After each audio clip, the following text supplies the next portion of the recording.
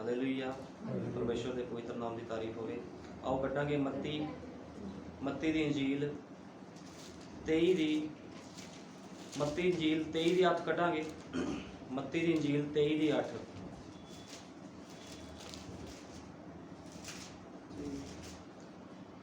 23 ਦੀ 9 ਤੋਂ ਪੜ੍ਹ ਲਾਂਗੇ। ਧਰਤੀ ਉੱਤੇ ਕਿਸੇ ਨੂੰ ਆਪਣਾ ਪਿਤਾ ਨਾ ਆਖੋ, ਕਿਉਂ ਜੋ ਤੁਹਾਡਾ ਇੱਕੋ ਹੀ ਪਿਤਾ ਹੈ ਜਿਹੜਾ ਆਕਾਸ਼ ਉੱਤੇ ਹੈ। ਔਰ ਨਾ ਤੁਸੀਂ ਮਾਲਕ ਕਹਾਓ, ਕਿਉਂ ਜੋ ਤੁਹਾਡਾ ਇੱਕੋ ਹੀ ਮਾਲਕ ਹੈ ਅਰਥਾਤ ਮਸੀਹ। ਪਰ ਉਹ ਜਿਹੜਾ ਤੁਹਾਡੇ ਵਿੱਚੋਂ ਹੋਰਨਾਂ ਨਾਲੋਂ ਵੱਡਾ ਹੈ ਸੋ ਤੁਹਾਡਾ ਟਹਿਲੂਆ ਹੋਵੇ। ਅਤੇ ਜੋ ਕੋਈ ਆਪਣੇ ਆਪ ਨੂੰ ਉੱਚਾ ਕਰੇਗਾ ਸੋ ਨੀਵਾਂ ਕੀਤਾ ਜਾਵੇਗਾ, ਅਤੇ ਜੋ ਕੋਈ ਆਪਣੇ ਆਪ ਨੂੰ ਨੀਵਾਂ ਕਰੇਗਾ ਸੋ ਉੱਚਾ ਕੀਤਾ ਜਾਵੇਗਾ। ਆਓ ਪ੍ਰਾਰਥਨਾ ਕਰਦੇ ਹਾਂ ਪੜ੍ਹੇ ਹੋਏ ਵਚਨ ਦੇ ਲਈ। ਹਾਲੇਲੂਇਆ। ਧੰਨਵਾਦ ਪਿਆਰੇ ਪ੍ਰਭੂ ਯਿਸੂ ਮਸੀਹ। सचमुच मेरे महान पिता खुदावन, जो तेरा वचन दसदा है प्रभु यीशु मसीह, कोई भी पिता नहीं है प्रभु यीशु मसीह, क्योंकि खुदावन साडा एक ही पिता है जो पवित्र आत्मा है प्रभु जी, जो तू है मेरे महान पिता। साडा कोई मालक नहीं है खुदावंदा, तू ही साडा मालक है प्रभु यीशु मसीह, ते तू ही साडा रचनहार है खुदावंदा प्रभु जी। ते मेरे महान पिता तेरे लोग इस धरती ते जिन्ने साह लेंदे हैं प्रभु जी, वो सब साह प्रभु यीशु मसीह तेरे वालों दिते गए हैं खुदावंदा। ते मेरे महान पिता प्रभु यीशु मसीह, तेरे लोग हमेशा ही खुदावंद प्रभु जी तेरी अधीनगी विच होके चलण। कोई भी अपने आप को उच्चा ना करे प्रभु जी। असी सब नीवे हाँ खुदावंदा, उच्चा सिर्फ तू है प्रभु यीशु मसीह। जे कोई अपने आप को उच्चा करता है प्रभु जी तो वह अपने आप ही नीवा हो जाता है प्रभु जी, क्योंकि तेरा वचन दसदा है तू घमंडियां दा खुदा नहीं, तो उन्हां हलीम लोकां दा खुदा है प्रभु यीशु मसीह, जिहड़े तेरे वचन दे अगे झुक जाते हैं प्रभु जी। ते मेरे महान पिता सानू भी हलीम कर खुदावन, सानू भी प्रभु यीशु मसीह छोटा कर, क्योंकि जो तू धरती ते आया तो अपने चेलियां दे पैर धोते खुदावंदा, तो अपने आप को नीवा किया प्रभु यीशु मसीह। ते मेरे महान पिता तो एक नमूना बनया प्रभु जी। तो मैं विश्वास करता खुदावंदा तेरे पवित्र आत्मा पाए हुए लोग भी खुदावंदा एक नमूना हैं, क्योंकि तू नमूनियां नूं लैण आ रहा है। ते प्रभु यीशु मसीह में विश्वास करता खुदावंदा, इधर तू अपने 7वें युग के नबी भाई विलियम मैरिन ब्रैनम द्वारा उत्पत्ति तो लैके प्रकाश की पोथी खोल दी खुदावंदा, ते शब्द गुप्त भेद खोल दिते गए हैं खुदावंदा। कोई भी इहो जिहा भेद नहीं है जिहड़ा बाकी रह गया होवे प्रभु जी। ते मेरे महान पिता अपनी दुल्हन नूं अपनी लाड़ी नूं हलीम कर खुदावंदा, ताकि मेरे महान पिता प्रभु यीशु मसीह वचन दे नाल श्रृंगार कर सके, क्योंकि खुदावन जितना कोई वचन दे नाल श्रृंगार नहीं करता प्रभु जी, वो मेरे महान पिता प्रभु जी तेरे राह च जा नहीं सकता। तू दया कर, किरपा कर, जिन्ने भैन भाई स्थान दे विच आए हैं प्रभु जी, ये वासदा वचन खुदावंदा इन्हां दे जीवनां नूं बदल दवे, क्योंकि वचन सुनाण वाला कोई मांस ते लहू नहीं है। तेरे नबी ने क्या है, तू अपने वचन का आप अनुवादक है पवित्र आत्मा। दया कर, किरपा कर, अज दे वचन नूं खोल, इन्हां सबना दे जीवनां नूं बदल प्रभु यीशु मसीह, क्योंकि समा बहुत थोड़ा है प्रभु जी, इस धरती का नाश होने वाला है। दया कर, किरपा कर, सारा आदर जलाल महिमा प्रभु यीशु मसीह तेरे सामर्थी जिंदा जलाली नाम दे में, आमीन। हालेलुया। बैठ जाएंगे सारे। परमेश्वर के पवित्र नाम की तारीफ होवे। असी पढ़िया आ वचन दे विचों 23 दी 9 दे विचों असी पढ़िया, धरती उत्ते किसी नूं अपना पिता ना आखो। हुण बाइबल बयान करदी किसी नूं अपना पिता ना आखो, लेकिन तुसी देखदे हो अज चर्चां दे विच पास्टर कहंदे सानूं पिता कहो, लेकिन ये की है, सारा कुछ गलत आ। पास्टरां दी पत्नियां वो कहंदे सानूं मम्मी आखो, ये की आ, ये सारा वचन तो बाहर काम आ, क्योंकि बाइबल बयान करदी इक्को ही पिता आ। जिहड़ा सेवक हुंदा आ, सेवक भी तुहाडे वर्गा ही आ। सेवक नूं कोई खंभ नहीं लगी हुंदी। जिहड़ा सेवक हुंदा जिद्दां तुसीं आम हो, सेवक भी एक आम ही मनुख आ।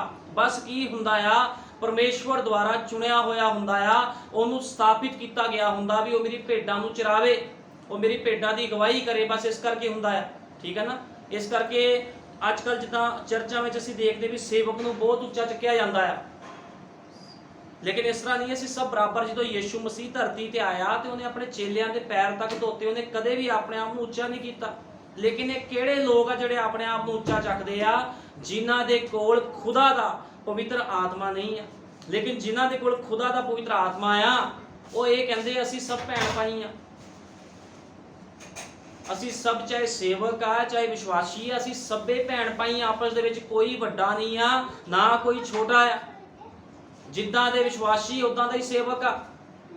कोई ये नहीं भी सेवक नूं बहुत किते खंभ लगे है, सेवक बहुत महान बन गया है, क्योंकि जिहड़ा खुदा दा ओहदा आ वो खुदा दा रहना है। जो पवित्र आत्मा दा पहला स्थान आ, वो स्थान पवित्र आत्मा दा ही रहना चाहिए, लेकिन मनुखां दा स्थान उच्चा नहीं होना चाहिए कदे भी। इस करके यीशु मसीह ने सिखाया, इदों धरती ते आया ਉਹਨੇ ਸਿਖਾਇਆ, ਆਪਣੇ ਚੇਲਿਆਂ ਦੇ ਪੈਰ ਧੋ ਕੇ ਉਹਨੇ ਆਪਣੇ ਆਪ ਨੂੰ ਨੀਵਾਂ ਕੀਤਾ। ਉਹ ਇੱਕ ਨਮੂਨਾ ਪੇਸ਼ ਕਰ ਰਿਹਾ ਸੀਗਾ ਵੀ ਕੋਈ ਵੀ ਆਪਣੇ ਆਪ ਨੂੰ ਉੱਚਾ ਨਾ ਸਮਝੇ, ਕਿਉਂਕਿ ਚੇਲੇ ਪੁੱਛਦੇ ਸੀਗੇ ਵੀ ਸਭ ਤੋਂ ਵੱਡਾ ਕੌਣ ਆ, ਤੇ ਉਹਨੇ ਇਹੀ ਕਿਹਾ ਸੀਗਾ ਵੀ ਜੋ ਆਪਣੇ ਆਪ ਨੂੰ ਉੱਚਾ ਕਰਨਾ ਚਾਹਵੇ ਉਹ ਦਾਸ ਬਣੇ। ਇਸ ਕਰਕੇ ਯਿਸੂ ਮਸੀਹ ਜੋ ਧਰਤੀ ਤੇ ਆਇਆ ਉਹਨੇ ਇੱਕ ਨਮੂਨਾ ਪੇਸ਼ ਕੀਤਾ, ਉਹ ਦਾਸ ਬਣਿਆ, ਉਹ ਬਹੁਤ ਛੋਟਾ ਬਣਿਆ। ਉਹਨੇ ਕੋਈ ਘਮੰਡ ਨਹੀਂ ਕੀਤਾ ਆਪਣੇ ਆਪ ਤੇ, ਜਾਂ ਕੋਈ ਉਹਨੇ ਵੱਡੀਆਂ ਗੱਲਾਂ ਨਹੀਂ ਕੀਤੀਆਂ।